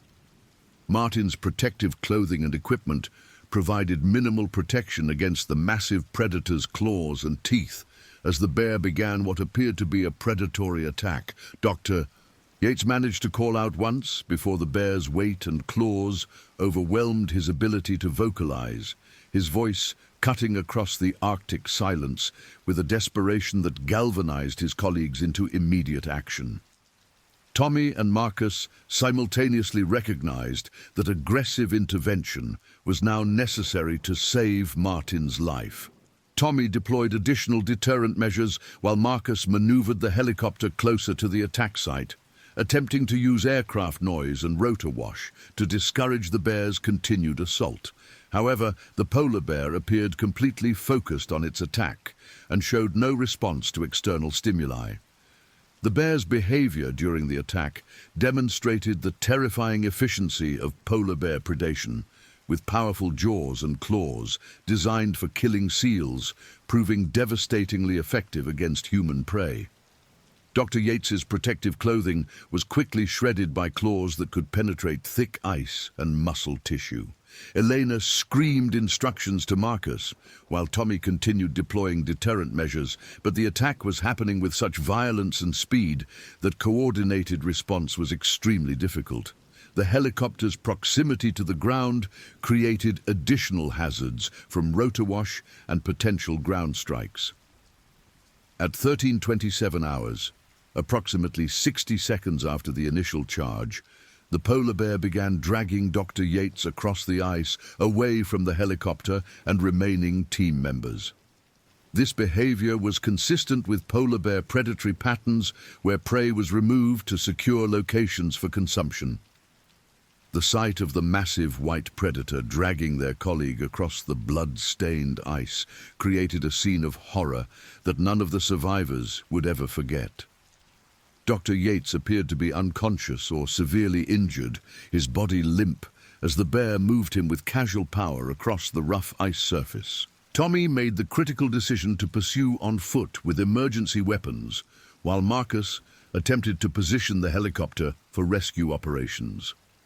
The traditional Inuit knowledge that Tommy possessed included techniques for confronting polar bears, though such encounters were extremely dangerous, even for experienced hunters. Marcus faced the complex challenge of maintaining aircraft control while positioning for potential rescue operations in close proximity to an aggressive polar bear and rough ice conditions. His aviation skills were being tested by circumstances that pushed beyond normal emergency training parameters. Elena maintained radio contact with the Ny-Ålesund base station, reporting the emergency and requesting immediate additional support, including medical evacuation capabilities and wildlife management assistance. Her emergency communication provided crucial early notification for rescue coordination. The polar bear dragged Dr. Yates approximately 50 meters from the initial attack site before Tommy's approach with emergency flares and noisemakers finally caused the animal to release its prey and retreat several meters. The bear remained in the area, showing continued interest in both Dr. Yates and the approaching humans. Tommy's brave intervention created an opportunity for rescue, but the polar bear's proximity and apparent determination to defend its prey made immediate casualty evacuation extremely dangerous. Traditional techniques for dealing with aggressive polar bears required careful coordination and significant risk to human rescuers. Marcus executed a precise landing maneuver that positioned the helicopter within 30 meters of Dr. Yates, while maintaining safe distance from the polar bear. His aviation skills allowed rapid deployment of rescue personnel while providing emergency evacuation capability if the bear's behavior escalated further. Elena and James immediately prepared medical equipment for emergency treatment, while Tommy maintained deterrent pressure on the polar bear. The bear showed signs of agitation and territorial behavior, periodically moving closer to Dr. Yates before retreating in response to human deterrent measures. The initial medical assessment revealed that Dr. Yates had sustained massive trauma from the polar bear attack, including severe lacerations, possible spinal injuries, and signs of shock from blood loss and hypothermia. His survival depended on immediate medical intervention and rapid evacuation to advanced medical facilities. Elena applied direct pressure to visible bleeding, while James prepared emergency medical equipment, including IV fluids, oxygen administration, and thermal protection systems. Their field medical training was being tested by trauma injuries that pushed beyond typical wilderness medicine parameters.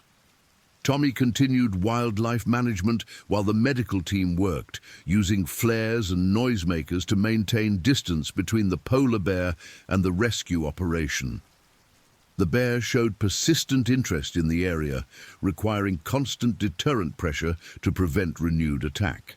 Marcus maintained aircraft systems at full readiness for immediate evacuation while monitoring weather conditions and fuel status for emergency flight to medical facilities. His emergency procedures included coordination with rescue services and medical facilities for trauma reception and treatment. At 13:35 hours, approximately 8 minutes after the initial attack, the rescue team had stabilized Dr. Yates sufficiently for emergency evacuation.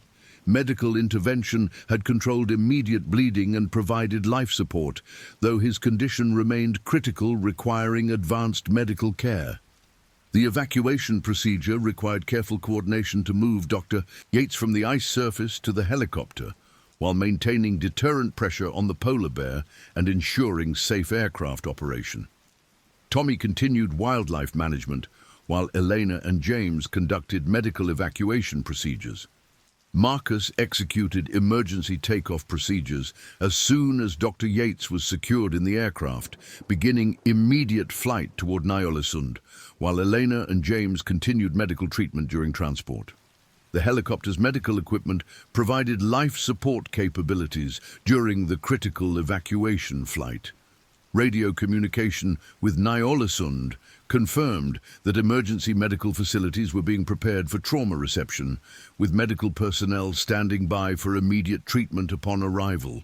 Additional emergency resources, including medical evacuation aircraft, were being coordinated for potential transport to advanced medical facilities.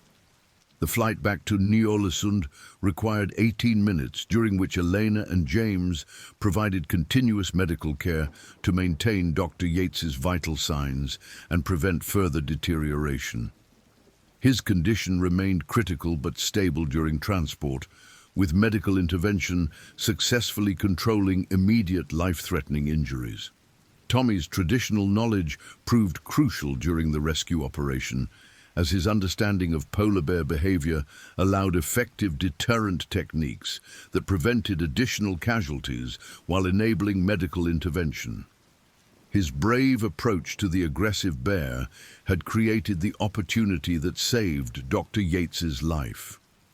Marcus's aviation skills and emergency decision-making had enabled rapid response and successful evacuation despite extremely challenging circumstances.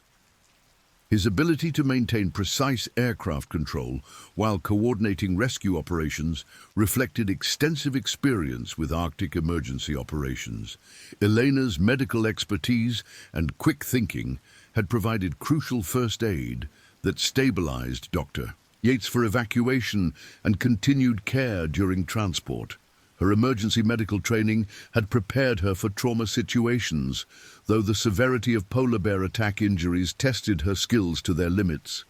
James's technical expertise and calm demeanor had supported both equipment operation and medical assistance during the emergency.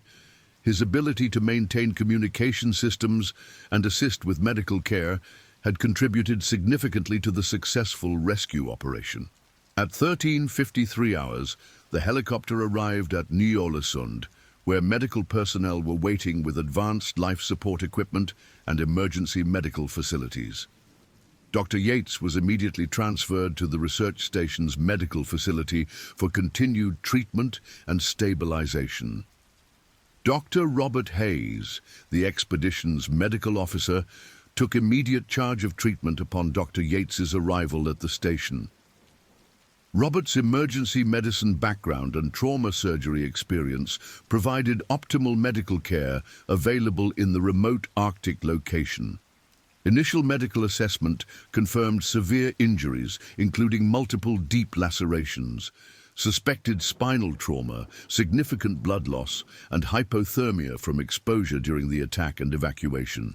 Dr. Yates's survival had depended on the rapid response and medical intervention provided by his colleagues. Robert immediately established intravenous access, administered blood volume replacement, and provided advanced life support to stabilize Dr. Yates's condition. Emergency medical protocols included pain management, infection prevention, and preparation for emergency evacuation to advanced medical facilities. Sarah Mitchell coordinated emergency communication with rescue services, medical facilities, and Dr. Yates's family to arrange immediate medical evacuation from Ny-Ålesund to hospitals equipped for major trauma care. Her logistics expertise proved crucial for organizing complex emergency response operations. The research station's emergency medical facilities, while sophisticated for a remote Arctic location, were not equipped for the advanced surgical and intensive care required for Dr. Yates's injuries. Emergency evacuation to European medical facilities was essential for his long-term survival and recovery. At 14:45 hours, a Norwegian Coast Guard rescue helicopter departed from Longyearbyen for emergency medical evacuation of Dr. Yates to University Hospital North Norway in Tromsø. The specialized medical evacuation aircraft carried advanced life support equipment and trauma medical specialists. Dr. Hayes accompanied Dr. Yates during the medical evacuation, providing continuous medical care during the 3-hour flight to Tromsø. His emergency medicine expertise ensured optimal medical management during the critical transport period. The medical evacuation flight proceeded without complications, with Dr. Yates's condition remaining stable during transport to advanced medical facilities. Radio communication with the receiving hospital ensured that trauma teams were prepared for immediate surgical intervention upon arrival. Elena, James, Tommy and Marcus remained at Ny-Ålesund to provide detailed reports to investigators and coordinate with rescue authorities regarding the wildlife encounter. Their accounts would be crucial for understanding the circumstances of the attack and implementing improved safety protocols. Sarah Mitchell managed communication with Dr. Yates's family, research institutions, and media organizations seeking information about the incident. Her systematic approach to crisis communication helped ensure accurate information was provided while protecting team members' privacy during the traumatic period. The polar bear responsible for the attack remained in the area of the research site, requiring coordination with Norwegian wildlife authorities for assessment and potential management actions. Traditional protocols emphasized non-lethal management when possible, though public safety considerations might require lethal intervention. Tommy's traditional knowledge provided valuable insights for wildlife authorities seeking to understand the bear's behavior and develop appropriate management responses. His experience with polar bear encounters helped investigators interpret the circumstances that had led to the aggressive attack. Dr. Igor Petrov and other team members, not directly involved in the field operation, provided support for continued research activities and station operations, while the expedition leadership dealt with emergency response and investigation procedures. The incident represented the first serious polar bear attack at Ny-Ålesund in over 15 years, prompting immediate review of safety protocols and wildlife management procedures for all research activities in the area. International Arctic research organizations would examine the circumstances to improve safety standards. At 17:30 hours, Dr. Yates arrived at University Hospital North Norway in Tromsø, where trauma surgeons immediately began emergency surgery to address his injuries. The medical team included specialists in orthopedic surgery, neurosurgery, and trauma care experienced with severe wildlife attack injuries. Initial surgical assessment confirmed multiple complex injuries requiring immediate intervention. The polar bear attack had caused severe soft tissue damage, multiple bone fractures, and potential spinal injuries that would require extensive surgical repair and rehabilitation. Dr. Hayes provided detailed medical reports to the surgical team, describing the field treatment and evacuation procedures that had stabilized Dr. Yates for transport. His emergency medical intervention had been crucial for preventing additional complications during the critical initial period. The surgical team worked through the night to address Dr. Yates's most critical injuries, beginning with procedures to control bleeding, stabilize fractures, and assess neurological damage. The complex nature of polar bear attack injuries required multiple surgical specialties working in coordination. Communication with Dr. Yates's wife, Jennifer, in Anchorage kept the family informed of medical progress while arranging travel to Norway for family support during the recovery period. The international nature of the medical emergency required coordination across multiple time zones and healthcare systems. Elena, James, Tommy, and Marcus provided detailed witness statements to Norwegian police investigators documenting the circumstances of the polar bear attack. Their accounts would be crucial for official investigation reports and development of improved safety protocols.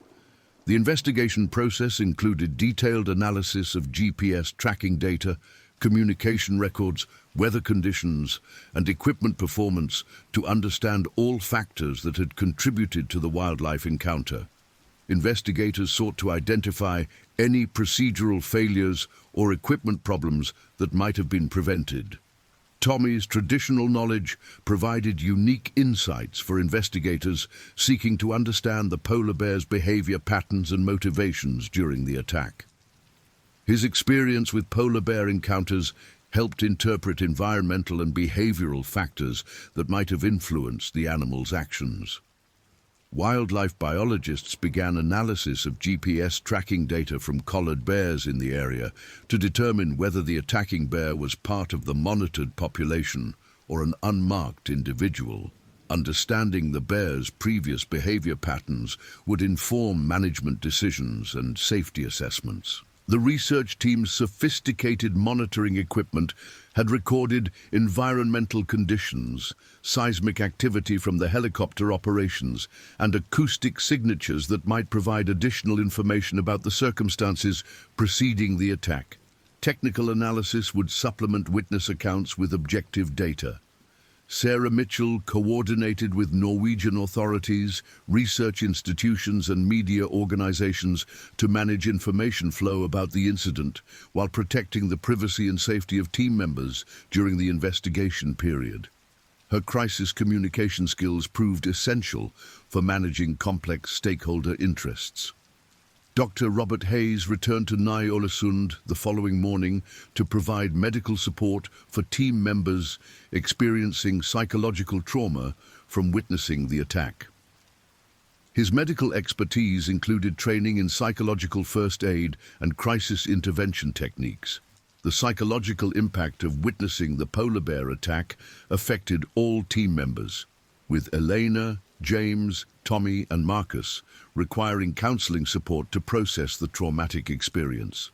Professional psychological support would be essential for their long-term recovery and potential return to Arctic fieldwork. Research operations at Ny-Ålesund were suspended pending completion of the investigation and implementation of enhanced safety protocols. The incident had demonstrated gaps in emergency response procedures that required systematic review and improvement before research activities could resume. International Arctic research organizations began immediate review of wildlife encounter protocols, emergency response procedures, and equipment requirements for polar bear habitat research. The incident would influence safety standards for Arctic research worldwide.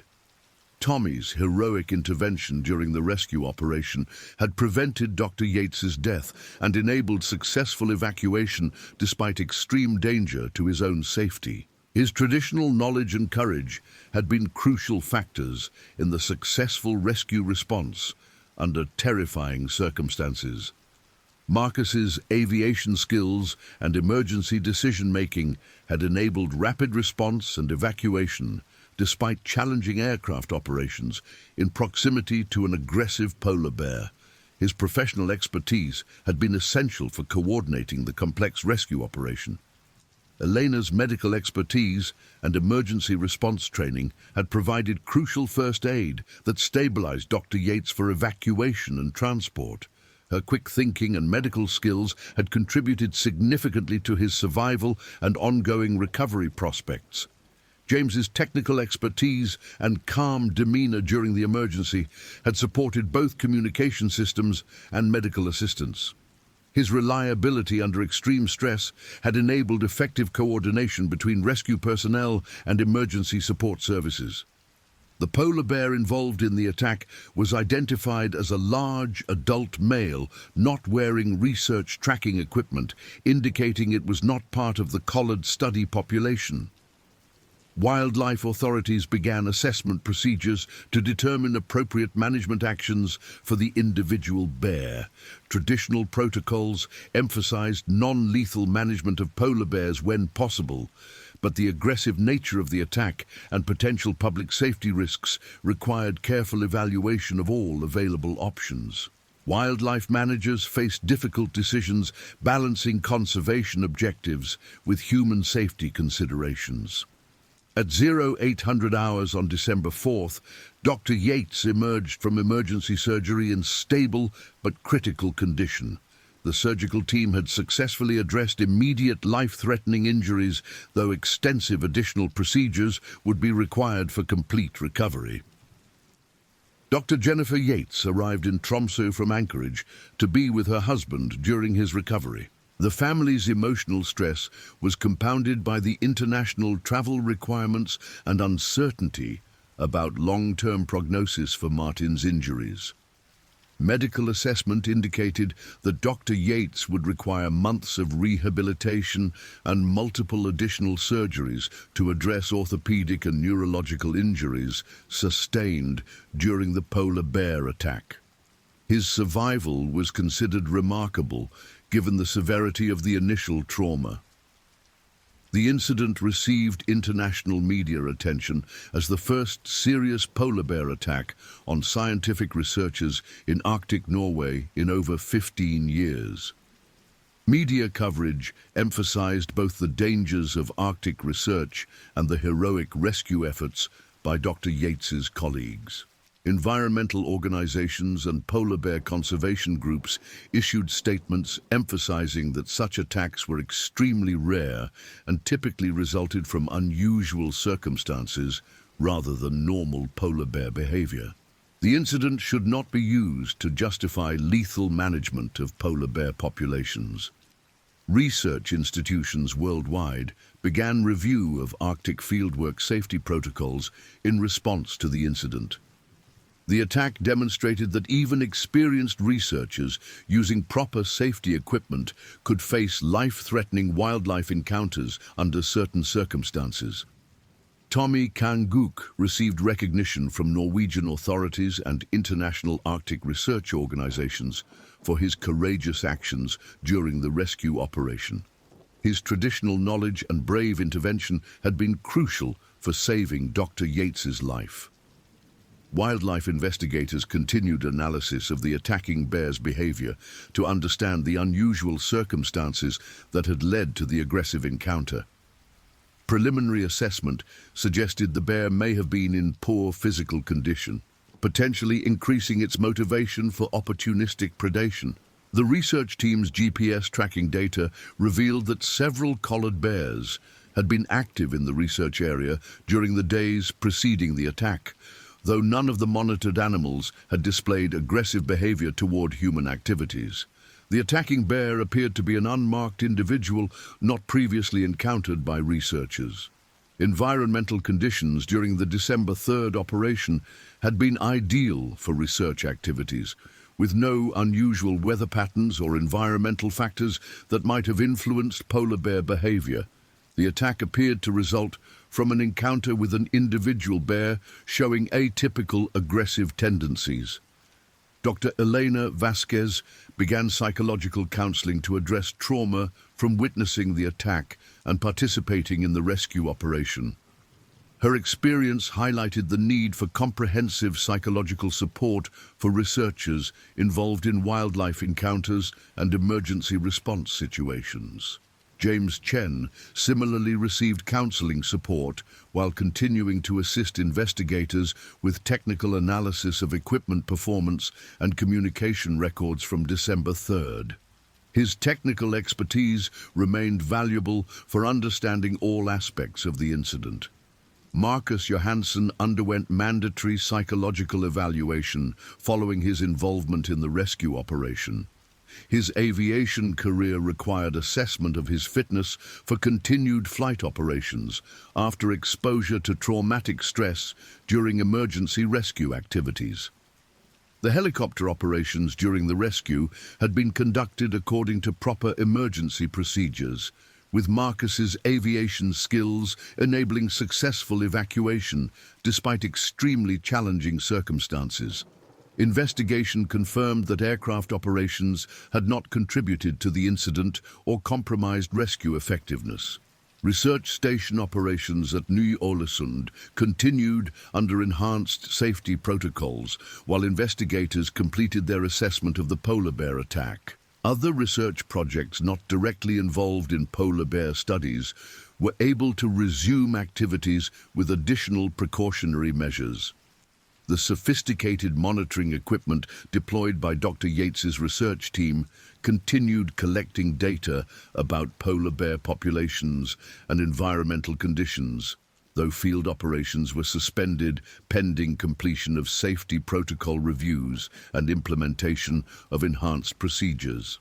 Sarah Mitchell coordinated with insurance providers, legal representatives, and research institutions to address complex administrative requirements resulting from the international medical emergency and workers' compensation claims related to Arctic research injuries.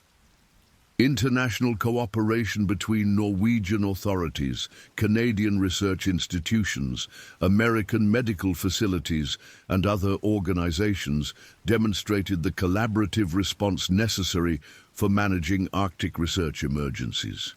The incident highlighted both the risks and support systems associated with polar research. Dr. Robert Hayes provided ongoing medical consultation for Dr. Yates's treatment team, while managing psychological support for expedition members remaining at Ny-Ålesund. His dual role as emergency physician and team medical officer proved crucial during the complex recovery period. Wildlife management authorities face pressure from multiple stakeholder groups regarding appropriate response to the attacking polar bear. Conservation organizations advocated for non-lethal management, while public safety concerns emphasized the need to prevent additional attacks. The polar bear population in the Svalbard region was considered stable but vulnerable to climate change impacts, making individual management decisions important for overall conservation objectives. Balancing human safety with conservation goals required careful consideration of all available options. Traditional Inuit knowledge provided through Tommy's expertise offered important perspectives on polar bear behavior and management techniques that complemented scientific assessment and wildlife management protocols. Indigenous knowledge systems provided valuable insights for understanding the incident. At 1200 hours on December 5th, wildlife authorities announced that the polar bear responsible for the attack had been located and would be monitored rather than immediately destroyed. The decision reflected careful assessment of public safety risks and conservation objectives. Monitoring equipment, including GPS tracking collars, would be deployed to track the bear's movements and behavior patterns to assess ongoing risks to human safety. This approach balanced immediate safety concerns with conservation objectives and scientific research opportunities. Dr. Yates's medical condition continued improving with successful completion of additional surgical procedures to address orthopedic injuries. His neurological function remained stable, though complete assessment of long-term impacts would require extended rehabilitation and recovery periods. Jennifer Yates established temporary residence in Tromsø to support her husband's recovery while coordinating with their children's care arrangements in Anchorage. The family faced significant challenges managing the international medical emergency and its long-term implications. The research expedition formally concluded on December 7th, with team members returning to their home institutions to continue data analysis and prepare research publications. The scientific value of their work remained significant despite the tragic conclusion to field operations. Elena returned to the University of Barcelona, where she began analysis of marine ecosystem data collected during the expedition. Her research would contribute to important scientific publications while she continued psychological counseling for trauma recovery. James Chen returned to the University of British Columbia to continue analysis of GPS tracking data and technical assessment of equipment performance during the expedition.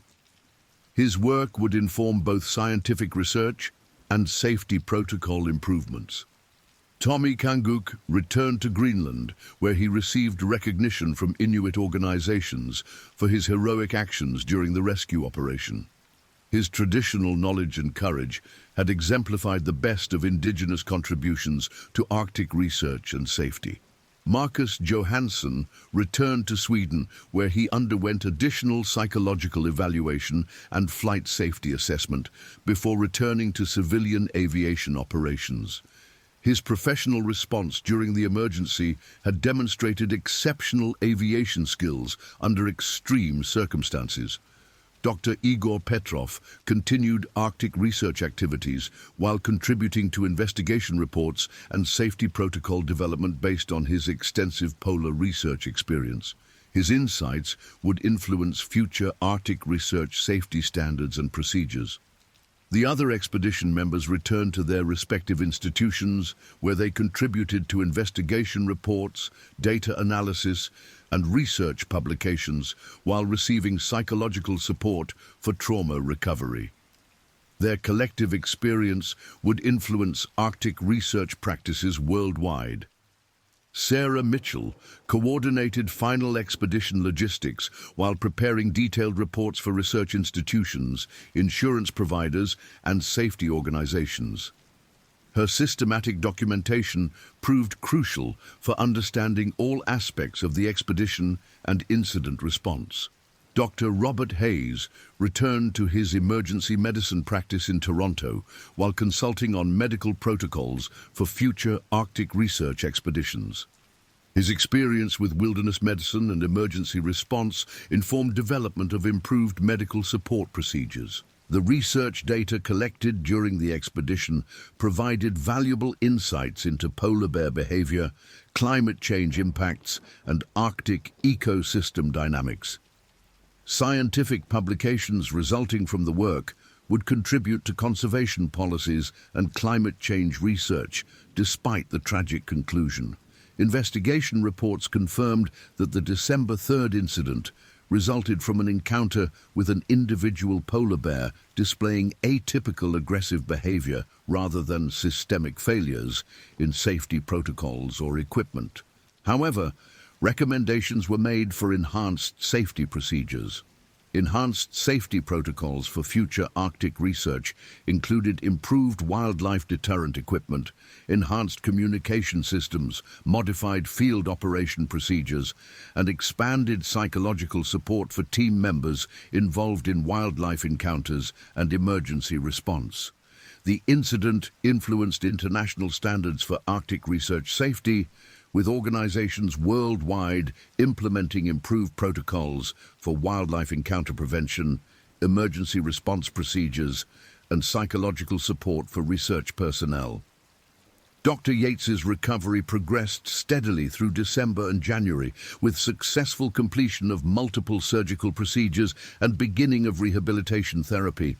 His survival and improving condition were attributed to the rapid rescue response and excellent medical care. The attacking polar bear was successfully tracked using monitoring equipment, with behavioral data indicating normal activity patterns following the December 3rd incident. Wildlife authorities determined that continued monitoring rather than lethal management was appropriate. Research findings from the expedition were published in several scientific journals during 2025, contributing important data about climate change impacts on polar bear populations and Arctic ecosystem dynamics. The scientific value of the work honored the risks taken by the research team. Tommy Kanguk received international recognition for his heroic actions, including awards from Arctic research organizations and indigenous peoples groups. His example demonstrated the crucial role of traditional knowledge and indigenous expertise in Arctic research safety. The incident became a case study for Arctic research safety training programs worldwide, with emphasis on wildlife encounter prevention, emergency response procedures, and the importance of traditional knowledge in polar research operations. Dr. Yates returned to Alaska in March 2025 to continue his recovery near family and familiar medical support systems. His long-term prognosis remained positive, though complete recovery would require continued rehabilitation and adaptation to permanent physical limitations. The Polar Bear Research Project continued using remote monitoring techniques and enhanced safety protocols, building upon the data collected during the December expedition while avoiding the field operation risks that had led to the attack. Elena, James, Tommy, Marcus, and other team members maintained professional relationships and periodic communication as they processed their shared traumatic experience and continued their respective careers in Arctic research and related fields. The incident strengthened international cooperation in Arctic research safety, with organizations sharing resources and expertise for developing improved protocols that balanced research objectives with human safety considerations in polar environments. Wildlife management approaches in Svalbard incorporated lessons learned from the incident, emphasizing prevention of human-bear conflicts through improved research protocols rather than relying primarily on deterrent or lethal management after encounters occurred. Dr. Yates eventually returned to limited Arctic research activities in 2026, focusing on data analysis and remote monitoring rather than field operations. His experience informed development of safer research methods while allowing continued contribution to polar bear conservation science. The December 3rd, 2024 polar bear attack at Ny-Ålesund became a defining moment for Arctic research safety, demonstrating both the inherent risks of polar research and the courage and expertise that enable scientific work in Earth's most challenging environments. The incident's legacy influenced research practices, safety protocols, and international cooperation in Arctic science, while honoring the dedication of researchers who risk their safety to understand and protect polar ecosystems threatened by climate change. Tommy Kanguk's heroic intervention exemplified the crucial role of traditional knowledge and indigenous expertise in Arctic research operations, while the entire team's response demonstrated the training, preparation, and mutual support necessary for surviving emergency situations in polar environments. The research findings generated by the expedition continued contributing to polar bear conservation and climate change science, ensuring that the risks taken by Dr. Yates and his colleagues would have lasting positive impact on understanding and protecting Arctic ecosystems. Dr. Martin Yates's survival and recovery became an inspiring example of human resilience and the power of teamwork, advanced medical care, and international cooperation in responding to emergencies in some of Earth's most remote and challenging locations. The polar bear attack of December 3rd, 2024 would be remembered as both a tragic reminder of the dangers facing Arctic researchers and a testament to the courage, expertise, and dedication of scientists working to understand and protect our planet's most vulnerable ecosystems. The next stories: Bear attacks airport baggage crew, July 4th, 2025. The morning of July 4th, 2025 began like any other at Ted Stevens Anchorage International Airport, though the holiday skeleton crew moved with the particular sluggishness that accompanies working on Independence Day. Derek Mills, 43 years old, with weathered hands and a back that ached from 22 years of loading cargo, pulled his Ford F-150 into the employee parking lot at exactly 5:47 a.m., 17 minutes earlier than his scheduled shift. This punctuality wasn't born from dedication, but from chronic insomnia that had plagued him since his divorce 3 years prior. Derek stepped out into the crisp Alaskan air, the temperature hovering at a comfortable 58 degrees Fahrenheit, with the promise of a clear, sunny day ahead. The airport hummed with its perpetual activity, even in the early morning hours, though the holiday had reduced operations significantly. Only essential flights were scheduled, mostly cargo runs and a handful of passenger flights connecting Anchorage to remote Alaskan communities where Independence Day was just another day that mail and supplies needed to arrive. As Derek walked toward the crew building, his steel-toed boots clicking against the asphalt, he nodded to Marcus Rodriguez, a newer hire who had started just 8 months ago after moving up from Tucson, Arizona. Marcus, 28 years old with a thin mustache and nervous energy that hadn't yet been worn down by years of airport work, was smoking a cigarette near the building entrance, his breath visible in small puffs that mixed with the cigarette smoke. "Morning, Derek," Marcus called out, flicking ash onto the ground. "You see the bear report?" Derek paused, adjusting the straps of his reflective safety vest. What bear report? Security bulletin came in yesterday evening, Marcus explained, taking another drag. Black bear spotted near the perimeter fence, Section 7. Fish and Game thinks it's the same one that got into the dumpster behind the FedEx facility last week.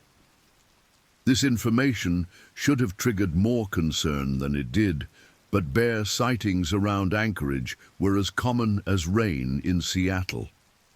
The city existed in an uneasy coexistence with wildlife, particularly during summer months when food sources drew animals closer to human activity. Derek had worked at the airport long enough to have seen dozens of moose, several black bears, and even a brown bear cub that had wandered onto the tarmac in 2019. Which section are we working today? Derek asked, though he already suspected the answer. 7 and 8, Marcus confirmed, stubbing out his cigarette. Holiday cargo mostly, 3 FedEx flights, 2 UPS, and that Amazon Prime run to Fairbanks. Section 7 was located on the airport's eastern perimeter, where the fence line bordered a dense stand of spruce and birch trees that had never been cleared during the airport's various expansions. This strip of forest, roughly 200 yards wide and half a mile long, served as a wildlife corridor connecting the larger Chugach State Park to the Anchorage Bowl. It was through this corridor that animals regularly moved, and it was along this fence line that bears occasionally tested the barriers between wilderness and civilization. Inside the crew building, Derek found the rest of the holiday shift assembled around the assignment board. The skeleton crew consisted of just 6 men instead of the usual 15, a cost-cutting measure that airport management implemented on holidays when air traffic was reduced. Besides Derek and Marcus, there was Tommy Nakamura, a 55-year-old veteran who had worked airports in both Anchorage and Fairbanks for over 30 years. Tommy stood nearly 6 feet tall, with graying hair and hands that moved with the efficient precision of someone who had loaded countless tons of cargo. Next to Tommy stood James Big Jim Harrison, whose nickname was well-earned through his 6'4" frame and broad shoulders that made him invaluable for heavy lifting operations. At 35, Big Jim had the distinction of being the crew's unofficial expert on Alaska wildlife, having grown up hunting and fishing throughout the state. His knowledge of animal behavior had proven useful during previous wildlife encounters at the airport. The 5th member of their crew was David Park, a quiet 24-year-old who split his time between airport work and pursuing a degree in aviation management at the University of Alaska Anchorage. David approached his work with academic precision, often timing operations and suggesting efficiency improvements that were usually ignored by management but appreciated by his co-workers who had to implement them. The 6th and final crew member was Robert Bobby Steele, a 40-year-old former military man whose tour in Afghanistan had left him with a slight limp and a dry sense of humor that helped diffuse tension during stressful shifts. Bobby had joined the airport crew after struggling to find work that accommodated his disability and had proven to be both reliable and surprisingly agile despite his injury. Shift supervisor Carl Hendricks, a heavy-set man in his late 50s whose mustache had gone completely gray, stood at the front of the room holding a clipboard and wearing an expression that suggested he'd rather be anywhere else on Independence Day morning. Carl had been promoted to supervisor after the previous supervisor's retirement, a position he'd accepted reluctantly and performed with competent resignation. "All right, listen up," Carl announced, his voice carrying the authority of someone who had delivered thousands of similar briefings. "Light day today, but we need to stay sharp. We've got bear activity reported near Section 7, so keep your radios on and maintain situational awareness. Fish and Game says it's likely just passing through, but I don't want any heroes if you spot it." He consulted his clipboard, running his finger down a list of assignments. "Derek, Marcus, and David, you take Section 7. Tommy, Big Jim, and Bobby handle Section 8. Normal protocols, but I want check-ins every 30 minutes instead of hourly. Derek felt a slight knot form in his stomach, though he couldn't pinpoint exactly why. Bear encounters were routine enough that they shouldn't cause anxiety, but something about the morning felt different.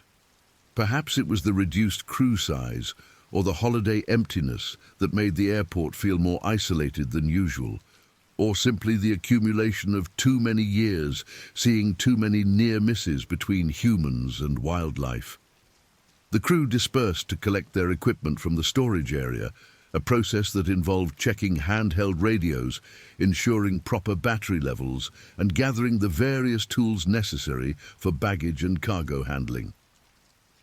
Derek strapped on his radio harness and performed the routine equipment check, testing the radio's reception and confirming his earpiece was functioning properly. Marcus appeared beside him, loading his equipment cart with the specialized tools needed for aircraft servicing. "You ever see a bear up close?" Marcus asked, his voice carrying the curiosity of someone still relatively new to Alaska. "Few times," Derek replied, adjusting his safety vest. "Mostly they're just looking for food and want nothing to do with humans. Problem comes when they get surprised or cornered." This was true based on Derek's experience, though it failed to capture the full complexity of human-bear interactions. Black bears, while generally less aggressive than their brown bear cousins, remained unpredictable wild animals capable of inflicting serious injury or death when circumstances aligned poorly. The bears that frequented the airport area had grown somewhat accustomed to human presence, which created a dangerous familiarity that could lead to complacency on both sides. David Park joined their conversation while checking his handheld GPS unit, a piece of personal equipment he carried to track their movements and optimize routes between aircraft. "The bear they spotted is probably a male, based on the territory and time of year," David offered. "Males range further during summer, looking for food sources before preparing for winter." "How do you know that?" Marcus asked, shouldering his equipment bag. "Wildlife biology was my minor before I switched to aviation management," David explained. "Alaska black bears are actually more closely related to brown bears than to black bears in the lower 48. They're larger, more aggressive, and better adapted to this environment." This academic knowledge, while accurate, couldn't convey the reality of encountering a 300-pound predator in an environment where escape options were limited. The airport's layout, with its open tarmac spaces and scattered buildings, provided little in the way of immediate shelter if a situation turned dangerous. At 6:23 a.m., the three-man crew departed the building in their electric utility cart, a decision that would later be scrutinized by investigators. The cart, designed for quiet operation around aircraft, moved at a maximum speed of 15 miles per hour and featured an open design that prioritized visibility over protection.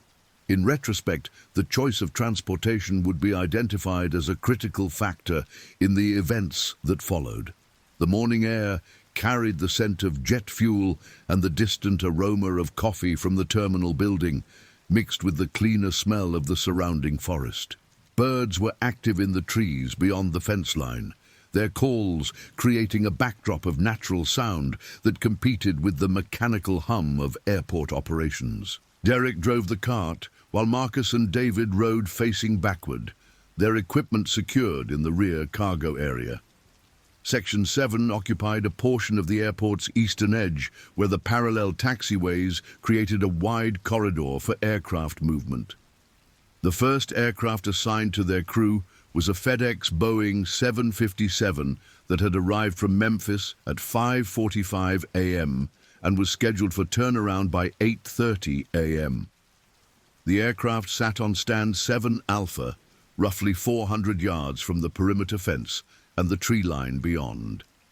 As they approached the aircraft, Derek noticed immediately that something was wrong with the cargo loading equipment.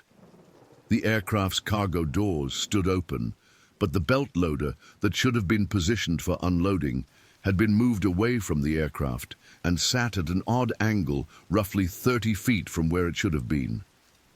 "Who moved the belt loader?" Marcus asked, echoing Derek's thoughts. David was already climbing down from the cart to investigate. "Hydraulic fluid," he announced, pointing to a dark stain on the tarmac beneath where the belt loader should have been positioned. "Looks like it developed a leak, and someone moved it to prevent contamination."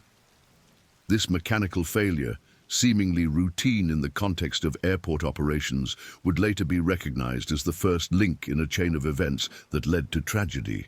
The belt loader, a crucial piece of equipment for efficiently loading and unloading cargo containers, would need to be replaced or repaired before work could proceed. More importantly, its unusual position had created an unobstructed sight line from the tree line to the aircraft, removing a significant visual barrier that might have concealed human activity from watching eyes. Derek radioed the maintenance department to report the equipment failure, while Marcus and David began the process of manually positioning a backup belt loader. This manual operation required all three men to work in coordination, pushing and guiding the heavy equipment into proper position alongside the aircraft. The process was time-consuming and required them to move in predictable patterns around the aircraft, patterns that could be observed from multiple vantage points. At 6:47 a.m., while the crew struggled with the belt loader positioning, security cameras later revealed the first confirmed sighting of the bear that would forever change their lives. Camera 14, positioned to monitor the perimeter fence at Section 7, captured 47 seconds of footage showing a large black bear moving parallel to the fence line approximately 100 yards from where Derek's crew was working. The bear appeared to be a mature male, estimated by later analysis to weigh between 250 and 300 pounds. Its coat was thick and lustrous, indicating good health and adequate nutrition. Most significantly, the bear moved with purpose rather than the random wandering typical of bears simply passing through territory. It paused frequently to watch the human activity around the aircraft, suggesting an interest that went beyond casual curiosity. Wildlife behavior experts who later analyzed this footage identified several concerning indicators. The bear's body language showed focused attention on the human activity, with ears pointed forward and head held high to optimize both hearing and scent detection. The bear also tested the air frequently, turning its head to catch scent information carried by the morning breeze that blew from the aircraft area toward the tree line. Perhaps most importantly, the bear began moving closer to the fence line rather than parallel to it, reducing the distance between itself and the working crew. This behavior suggested either territorial defense or resource investigation, both of which could lead to aggressive behavior if the bear perceived the humans as threats or competitors. None of this crucial information reached Derek's crew, however. The security cameras were monitored from the airport's central security office, but the holiday staffing had reduced security personnel to 2 individuals who were primarily focused on terminal security and passenger screening. Perimeter monitoring, typically a lower priority function, received minimal attention during holiday operations. Meanwhile, Derek, Marcus, and David continued their struggle with the belt loader, unaware that they were being watched and evaluated by a predator whose behavior was becoming increasingly focused and purposeful. The manual positioning of the equipment required them to work with their backs to the perimeter fence for extended periods, creating vulnerabilities that would soon be exploited. "This thing weighs a ton," Marcus complained, wiping sweat from his forehead despite the cool morning air. The belt loader, designed to be moved by motorized tugs, required significant physical effort to position manually. "Take a break," Derek suggested, noting the strain in Marcus's voice. "We'll get it positioned, then worry about the cargo." This decision to pace their work, reasonable under normal circumstances, extended their time in an exposed position and provided additional opportunities for observation by the bear. Each pause in their activity allowed the bear to assess their movements and plan its approach without the distraction of constant human motion and noise. At 7:03 a.m., security camera 14 captured the bear's first direct approach to the perimeter fence. The animal had moved to within 50 yards of the fence line and was now clearly visible to anyone who might have been looking in that direction. However, Derek's crew remained focused on their equipment challenges, and no security personnel were monitoring the perimeter cameras in real time. The bear's approach pattern followed classic predatory behavior, moving in a circuitous route that brought it closer to the fence while maintaining cover from scattered trees and maintenance equipment near the perimeter. This indirect approach minimized the chances of detection while allowing the bear to continuously gather information about the humans through sight, sound, and scent. The fence line itself presented only a modest barrier to a determined bear. The chain-link construction, topped with 3 strands of barbed wire, stood 8 feet high and was designed primarily to deter casual trespassers rather than determined wildlife. Black bears were excellent climbers, and the fence's design included several anchor points and tension cables that could serve as climbing aids for a sufficiently motivated animal. As Derek's crew finally succeeded in positioning the belt loader and began opening the aircraft's cargo compartments, the bear made its decision to cross the fence line. Security camera 14 captured this crucial moment at 7:17 a.m., showing the bear climbing the fence with surprising agility and speed. The entire crossing took less than 30 seconds, during which the bear moved from first contact with the fence to standing on airport property with clear access to the working crew. The bear's fence crossing coincided with the noisiest phase of the crew's work as they operated the belt loader's hydraulic systems and began moving the first cargo containers from the aircraft. This timing was likely coincidental rather than planned, but it provided the bear with auditory cover that concealed the sounds of its approach across the open tarmac. Derek was inside the aircraft's cargo hold, working to secure loose cargo containers for removal, when the bear completed its fence crossing and began its final approach. Marcus operated the belt loader controls from a position outside the aircraft, while David guided containers down the loader belt from a position at ground level near the aircraft's nose. The configuration of their work positions created a tactical disadvantage that would prove crucial in the coming minutes. Derek was partially enclosed within the cargo hold with limited visibility and restricted escape routes. Marcus was elevated on the belt loader platform, but isolated from his colleagues and the radio communications. David was in the most exposed position at ground level, but also had the clearest view of the surrounding area. It was David who first noticed the bear. At 7:19 a.m., David Park looked up from guiding a cargo container and saw a large black shape moving across the tarmac roughly 100 yards away. His initial reaction was confusion rather than alarm, as bears were not expected to be inside the airport perimeter, and the morning light created shadows that made identification difficult. "Hey!" David called out, his voice carrying uncertainty rather than urgency. "Is that—" Marcus looked up from the belt loader controls, following David's gaze toward the approaching animal. The bear was now clearly visible as it moved with purposeful strides across the open tarmac, closing the distance between the fence line and the aircraft at a steady pace that suggested neither fear nor hesitation. "Bear!" Marcus shouted, his voice cracking slightly as adrenaline began flooding his system. "Derek! There's a bear!" Inside the cargo hold, Derek heard Marcus's warning, but initially misunderstood its urgency. Bear sightings were common enough that they typically resulted in work stoppages rather than emergency responses. Derek began moving toward the cargo hold opening, expecting to see a bear somewhere near the perimeter fence that would require them to pause operations until it moved on. The reality that greeted Derek as he emerged from the cargo hold was far more serious than he had anticipated.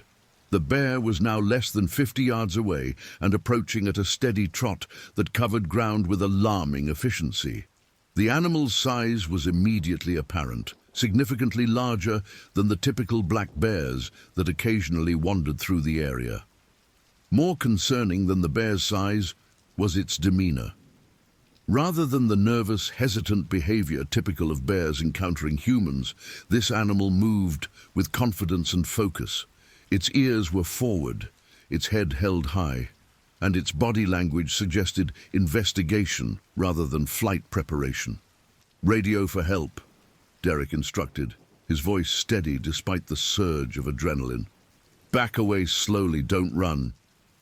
This advice, based on standard bear encounter protocols, was sound in theory, but failed to account for their current situation.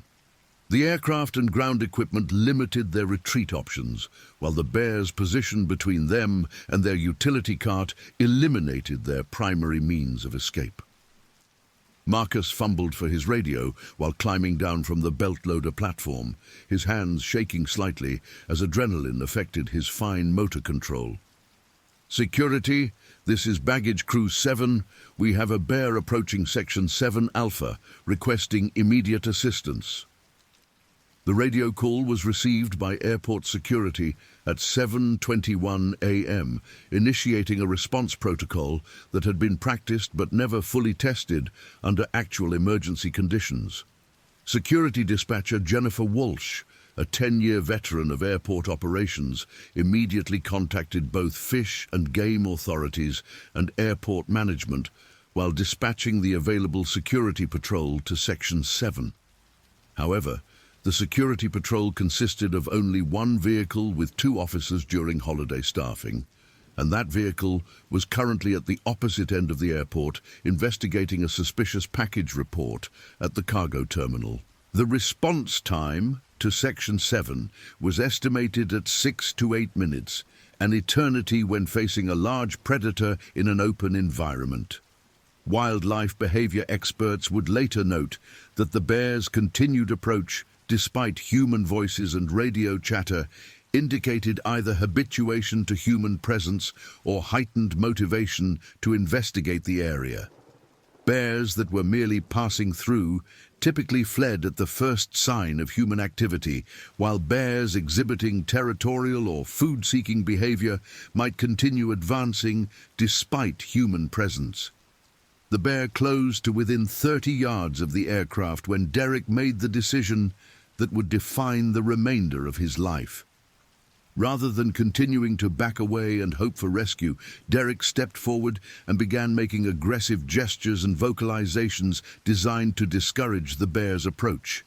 "Hey, get out of here!" Derek shouted, waving his arms and stepping toward the bear. "Go on, get!" This aggressive posturing, while recommended in some bear encounter protocols, carried significant risks in the current situation. Black bears could interpret such behavior as either dominance challenges or territorial defense, both of which might trigger aggressive responses rather than retreat. The bear stopped its advance and rose onto its hind legs, a behavior that brought its full size into terrifying perspective. Standing upright, the animal reached nearly 7 feet in height, with massive shoulders and arms that spoke to incredible strength. The bear's head swiveled between the 3 men, apparently assessing threats and opportunities while maintaining its elevated position. For nearly 40 seconds, the confrontation remained a standoff. The bear maintained its upright position while Derek continued his aggressive posturing. Marcus had succeeded in reaching the ground, but remained near the belt loader, while David had moved to put the aircraft's landing gear between himself and the bear. The standoff ended when the bear dropped back to all fours and resumed its approach, this time at a faster pace that eliminated any doubt about its intentions. The animal was no longer investigating or testing. It was committing to aggressive action against perceived threats in its territory. "Run!" Derek screamed, abandoning all pretense of bear encounter protocol. "Get to the cart!" The three men broke into panicked flight toward their utility cart, which sat approximately 40 yards away across open tarmac. The bear immediately pursued, its powerful legs covering ground with frightening efficiency. Black bears could reach speeds of 30 miles per hour in short bursts, far faster than any human could manage while wearing work boots and safety equipment on an uneven surface.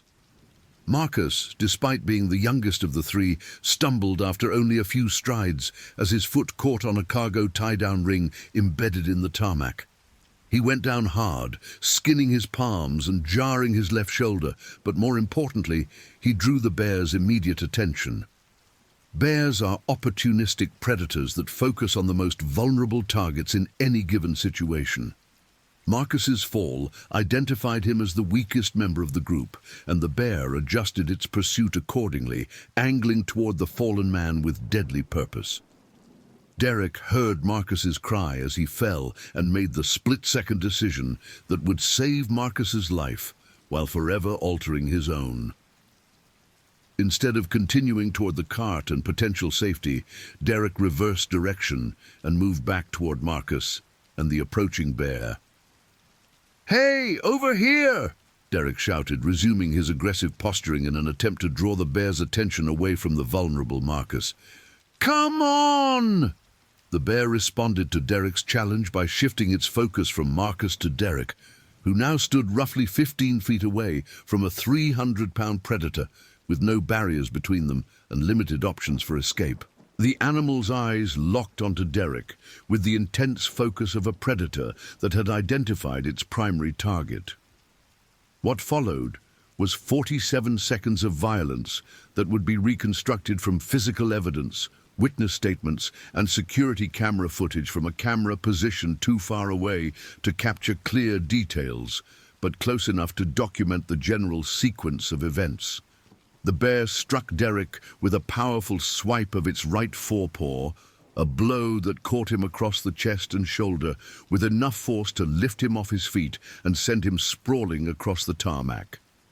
The animal's claws, each nearly 2 inches long and sharp as razors, tore through Derek's safety vest and work shirt, creating 4 parallel lacerations across his chest that immediately began bleeding profusely. Derek's impact with the tarmac drove the air from his lungs and left him momentarily stunned, unable to move as the bear closed the remaining distance. The animal pounced with the agility of a much smaller creature, landing with its full weight on Derek's prone form and driving him firmly against the unforgiving asphalt surface. The bear's jaws clamped down on Derek's left shoulder with crushing force, penetrating through clothing and skin to grip muscle and possibly bone. Derek's scream, later described by witnesses as unlike any sound they had ever heard from a human being, echoed across the tarmac and could be heard clearly in the airport terminal nearly half a mile away. Marcus, who had regained his feet during Derek's distraction, found himself in an impossible situation. His instinct was to help Derek, but approaching an actively feeding bear was virtually certain suicide. Instead, he resumed his sprint toward the utility cart while screaming into his radio for emergency assistance. David Park, positioned behind the aircraft's landing gear, had a clear view of the attack and later provided the most detailed witness account of the incident. According to David's statement, the bear maintained its grip on Derek's shoulder while using its powerful hind legs to rake Derek's legs and torso, behavior consistent with how bears kill large prey. Derek, despite massive trauma and blood loss, retained enough consciousness to continue fighting for his life. He struck at the bear's head and nose with his free right arm, blows that had little effect on the massive animal, but demonstrated remarkable courage under impossible circumstances. The attack continued for what felt like hours, but actually lasted less than 1 minute. The bear maintained its dominant position on Derek's chest while inflicting additional wounds through biting and clawing actions that were designed to disable prey and prevent escape. Marcus reached the utility cart at 7:24 a.m. and immediately began attempting to start the vehicle while maintaining radio contact with security. The cart's electric start system, designed for quiet operation, required a multi-step process that seemed to take forever under emergency conditions. Security, Baggage Crew 7, the bear is attacking Derek Mills. We need immediate medical and animal control. Section 7 Alpha. Marcus screamed into his radio, his voice breaking with panic and exhaustion. The security response arrived in the form of Vehicle Patrol 7, driven by Officer Patricia Reeves, with Officer Michael Chen as passenger. Reeves, a 12-year veteran of airport security, had never encountered a wildlife emergency of this magnitude, but responded with professional competence that likely saved Derek's life. The security vehicle approached with lights and sirens activated, creating enough noise and visual distraction to interrupt the bear's attack. The animal looked up from its prey, apparently assessing this new threat, while maintaining its position over Derek's motionless form. Officer Chen, who had military experience with wildlife encounters during deployments in Afghanistan, made the decision to use the vehicle as a weapon against the bear.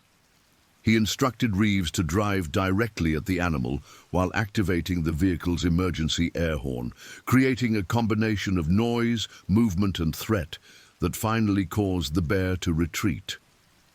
The bear released Derek and moved away from the immediate area, but did not flee the airport grounds.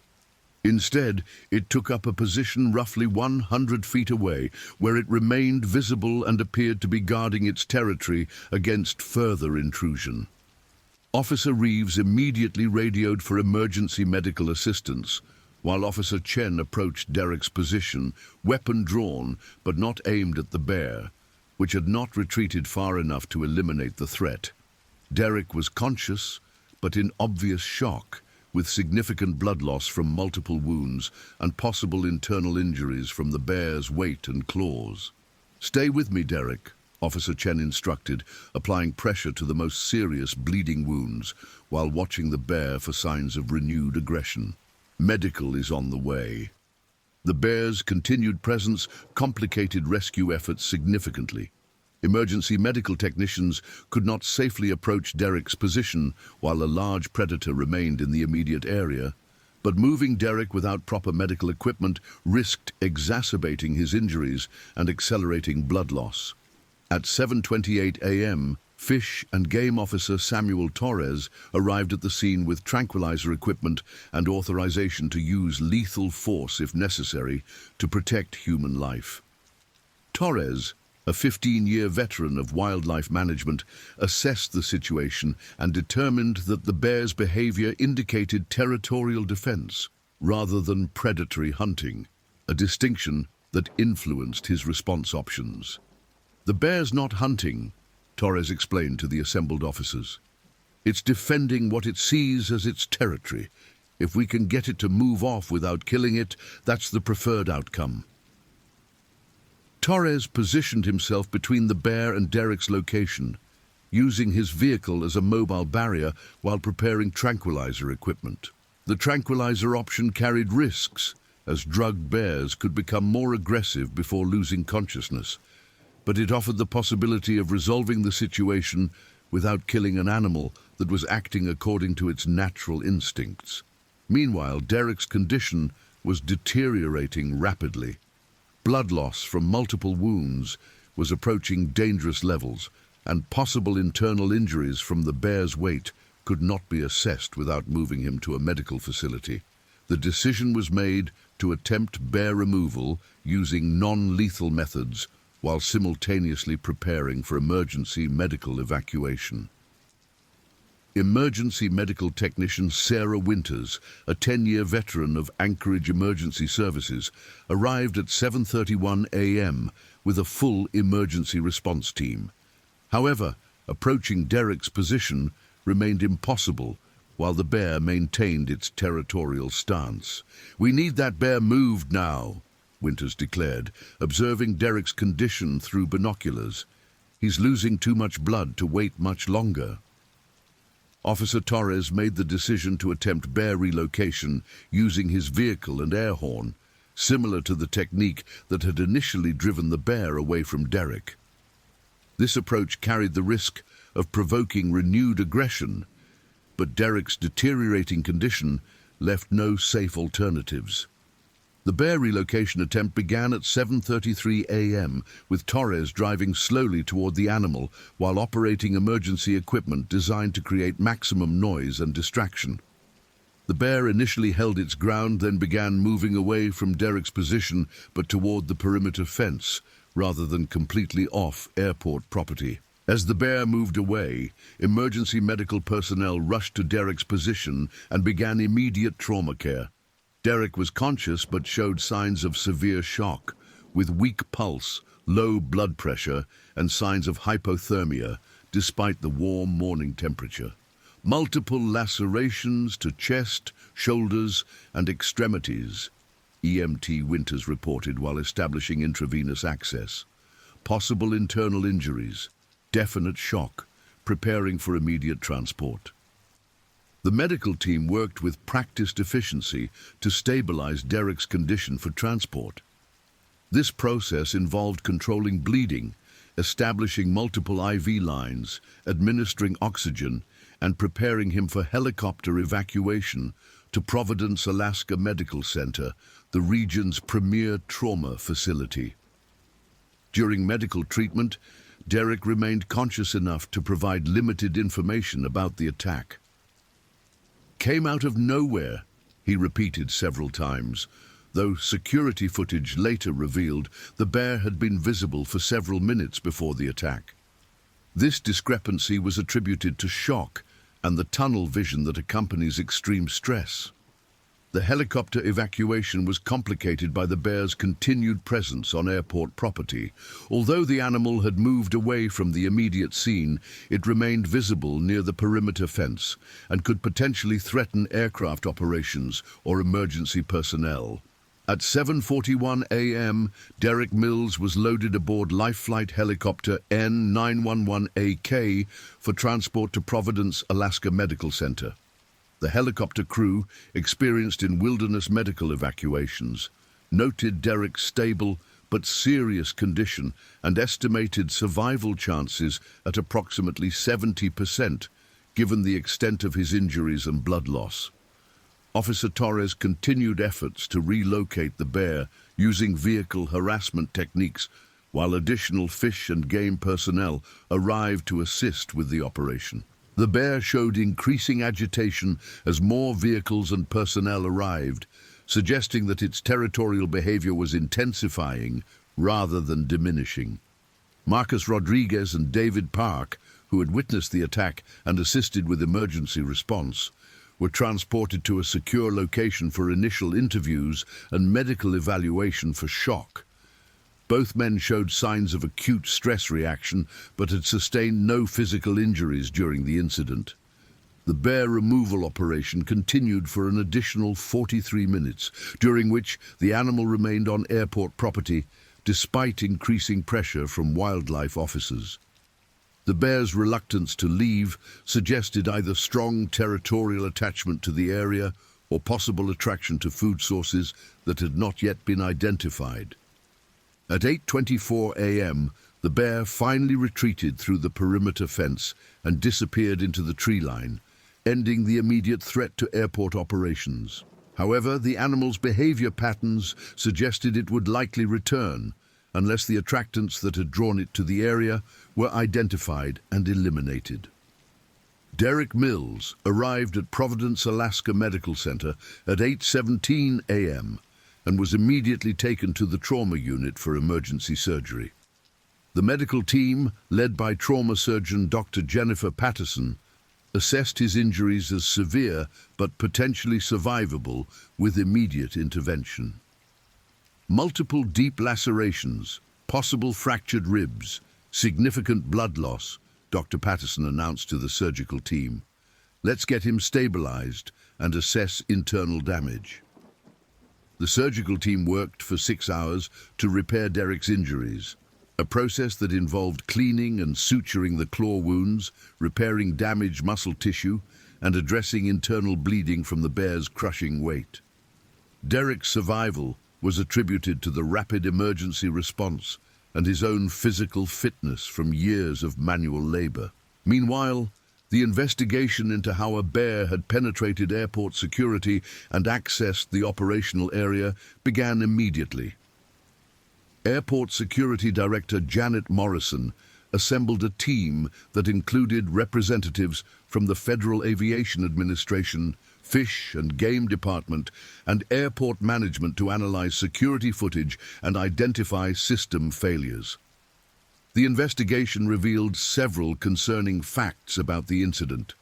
Security cameras had captured the bear's approach and fence crossing, but no personnel were monitoring perimeter cameras in real time during holiday operations. The perimeter fence, while adequate for deterring human trespassers, was insufficient to prevent determined wildlife access. More troubling was the discovery that food waste from airport restaurants and cargo operations had been accumulating near the perimeter fence, creating an attractant that drew wildlife to the area. This accumulation was the result of a contract dispute that had temporarily suspended waste removal services, leaving organic materials exposed for several weeks. The bear that attacked Derek was identified through analysis of security footage and physical evidence collected from the scene. The animal was a mature male black bear, estimated at 8 to 10 years old and weighing approximately 280 pounds. DNA analysis of blood samples confirmed this was the same bear that had been reported in food-seeking incidents around the airport for the previous month. Fish and Game authorities determined that the bear's behavior had escalated from opportunistic food-seeking to territorial defense, likely triggered by the accumulation of food waste and the bear's successful previous visits to the area. The animal had essentially claimed the airport perimeter as part of its territory, leading to the aggressive response when humans were perceived as invaders.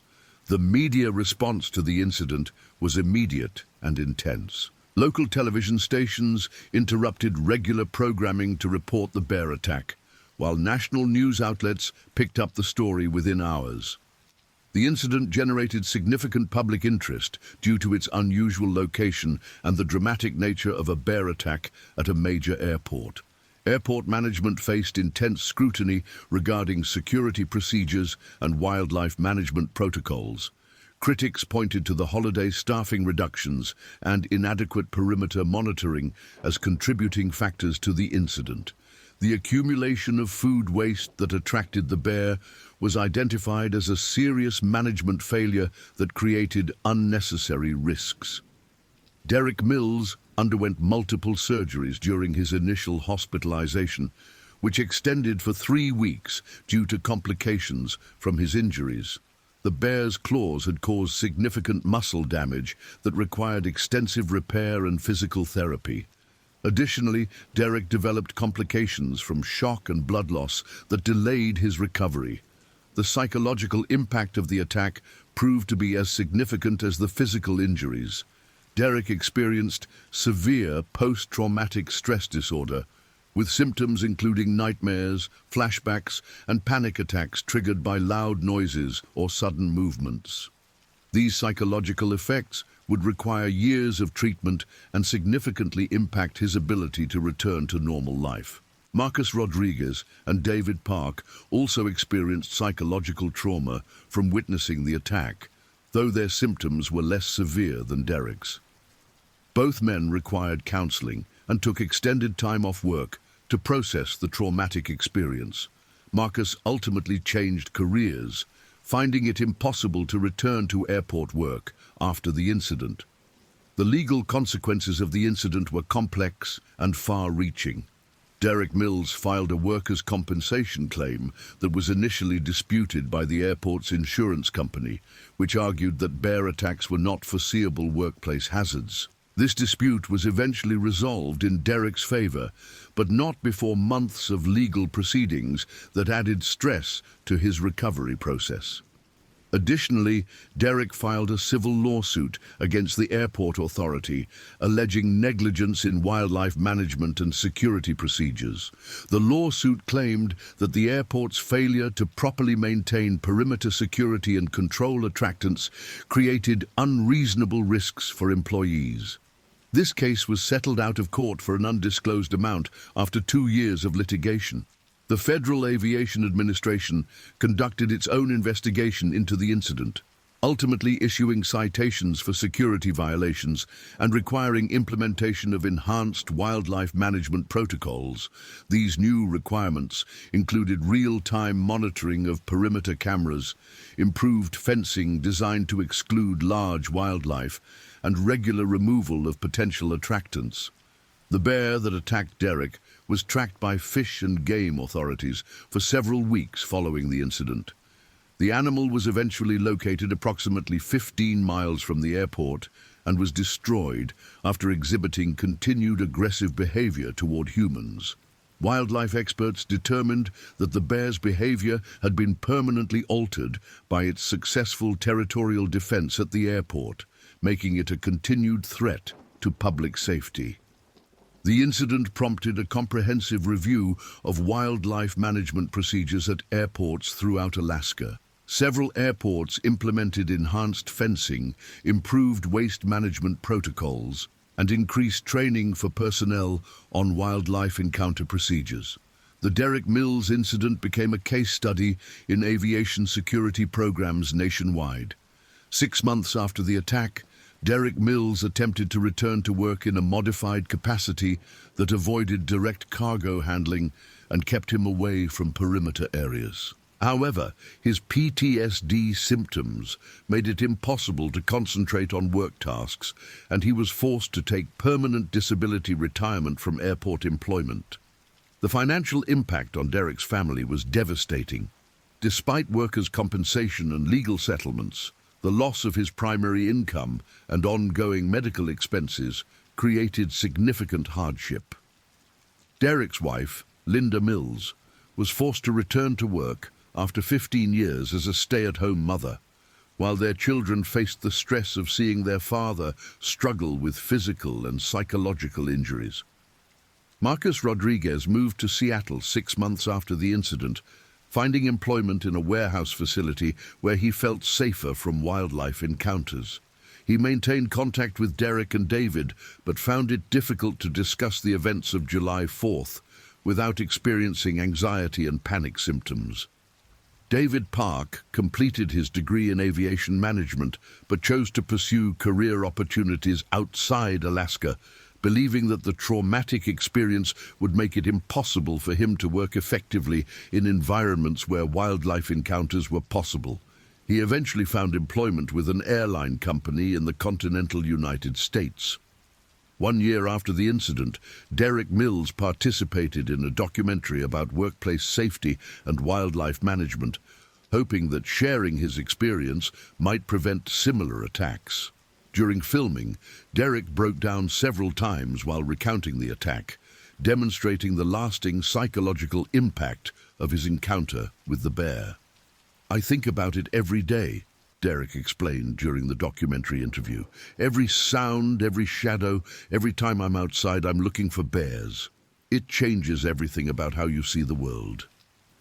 The documentary, titled When Wild Meets Workplace, aired on the Discovery Channel and generated renewed interest in the incident. Viewer response was overwhelmingly sympathetic to Derek and critical of the airport management decisions that contributed to the attack. 2 years after the incident, Derek Mills published a book about his experience titled Mauled, A Survivor's Story. The book detailed not only the attack itself, but also his long recovery process and the impact on his family. Proceeds from book sales helped offset some of the financial hardship created by his inability to work. The book revealed additional details about the attack that had not been previously disclosed, including Derek's memories of the bear's breath and the sensation of its teeth penetrating his shoulder. These visceral details provided readers with a first-hand understanding of the terror and pain involved in a bear attack. Airport management underwent significant changes in the aftermath of the incident. Security Director Janet Morrison was reassigned to other duties, while several other managers faced disciplinary action for their roles in the security failures that enabled the attack. New leadership implemented comprehensive changes to wildlife management and security protocols.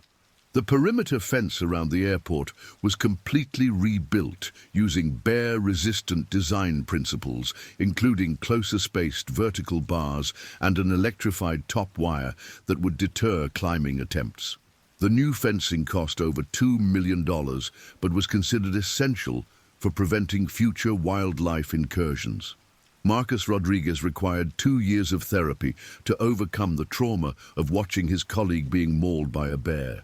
His therapist, Dr. Michael Stevens, specialized in treating witnesses to violent incidents and noted that Marcus's guilt over being unable to help Derek was a significant factor in his recovery process.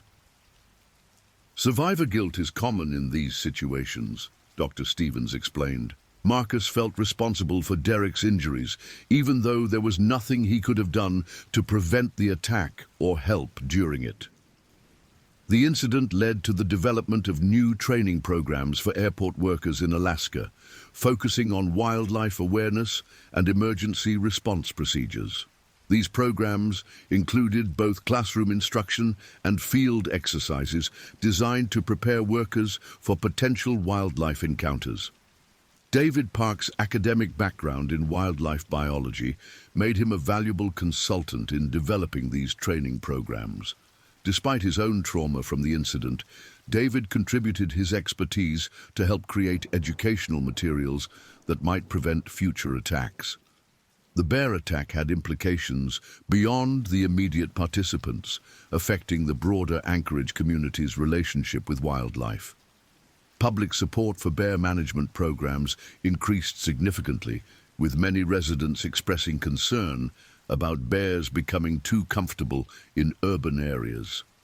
Local wildlife biologist Dr. Sarah Hendricks noted that the incident represented a broader pattern of human-wildlife conflict in rapidly developing areas.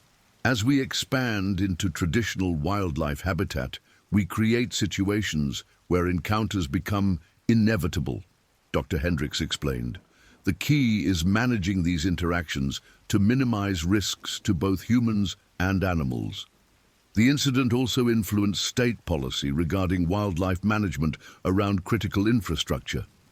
The Alaska legislature passed new regulations requiring enhanced wildlife barriers around airports, power plants, and other facilities where animal intrusions could create public safety risks.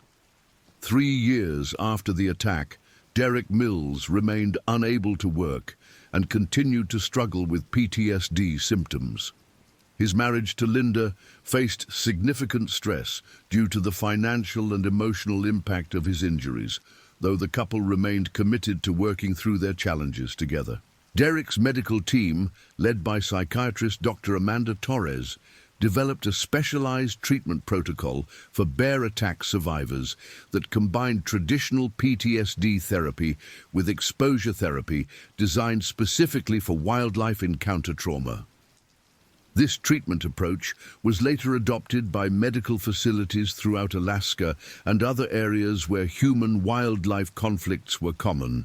The incident continued to generate media interest on anniversaries of the attack, with annual news stories updating the public on Derek's recovery progress and the changes implemented at the airport.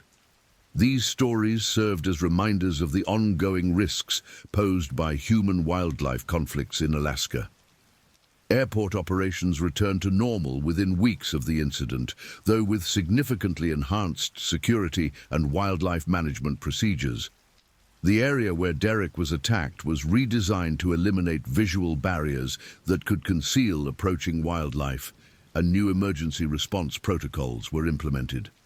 The financial cost of the incident to the airport authority exceeded $5 million when legal settlements, infrastructure improvements, and increased security measures were combined.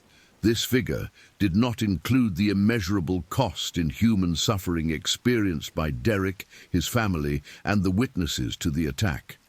Fish and game authorities used the incident as a catalyst for enhanced wildlife monitoring programs throughout Alaska. New technologies, including motion sensor cameras and GPS tracking of problematic bears, were implemented to provide early warning of potential human-wildlife conflicts. The bear population around Anchorage showed no significant changes in the years following the incident, indicating that the attack was an isolated event rather than part of a broader pattern of increasing bear aggression. However, the incident served as a reminder that even isolated events could have devastating consequences for the humans involved. Derek Mills's story became a cautionary tale used in wildlife management education programs throughout North America. His experience illustrated the importance of proactive wildlife management and the potentially devastating consequences when such management failed. 5 years after the incident, Derek Mills established a foundation dedicated to preventing human-wildlife conflicts through education and improved management practices. The Derek Mills Wildlife Safety Foundation provided grants for research into wildlife behavior and funding for enhanced barriers at facilities where human-wildlife conflicts were possible. The foundation's work extended beyond Alaska, supporting similar safety initiatives in areas where rapid development was creating new opportunities for human-wildlife conflict. Derek's personal experience provided credibility and urgency to the Foundation's mission. Marcus Rodriguez eventually returned to Alaska after 4 years in Seattle, having overcome much of his trauma through therapy and the passage of time. He found employment in a warehouse facility away from any wildlife activity and gradually rebuilt his life in his home state.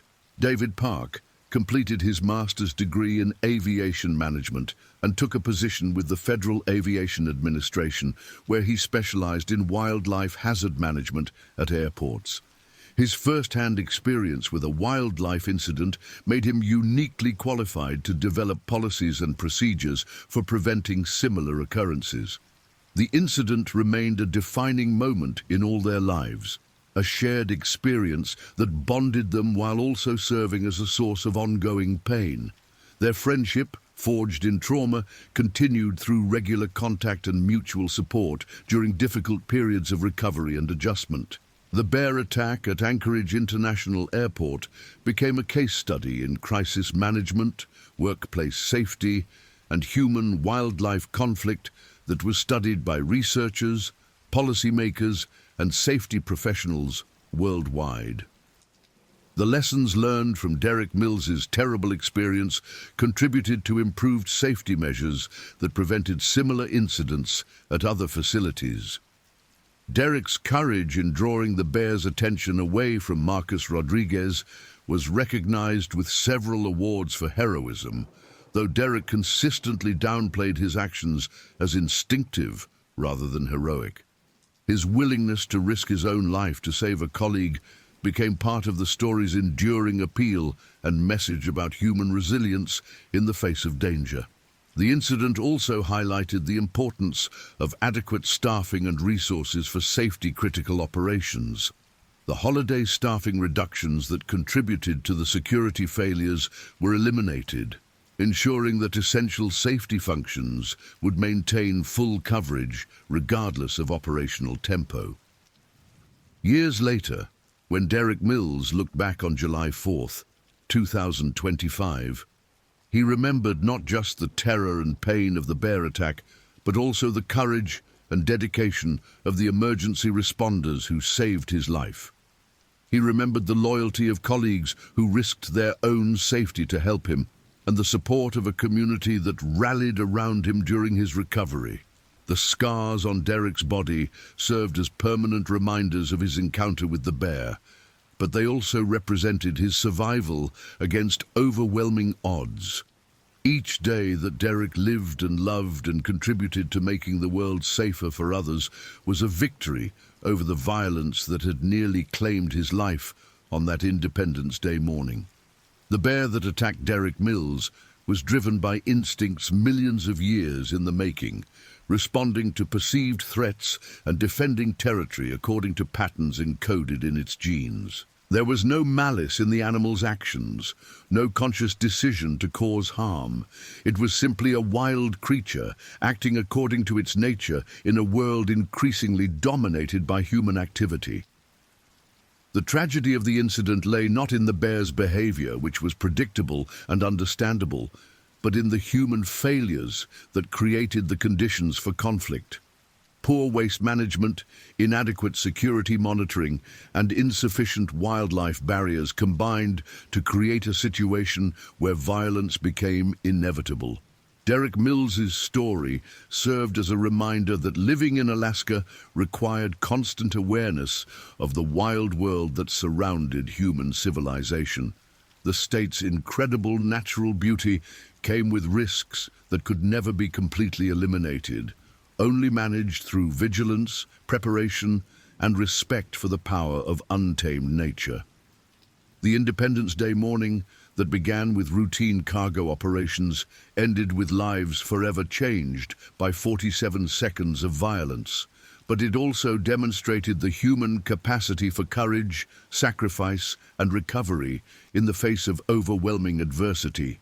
Derek Mills's survival and recovery represented a triumph of human resilience over the forces that sought to destroy him. In the end, the bear attack at Anchorage International Airport became more than just a workplace safety incident or a human interest story. It became a testament to the complex relationship between humans and wildlife in one of the world's last frontiers, and a reminder that even in our modern technological world, we remain subject to the ancient laws of nature that govern all life on Earth.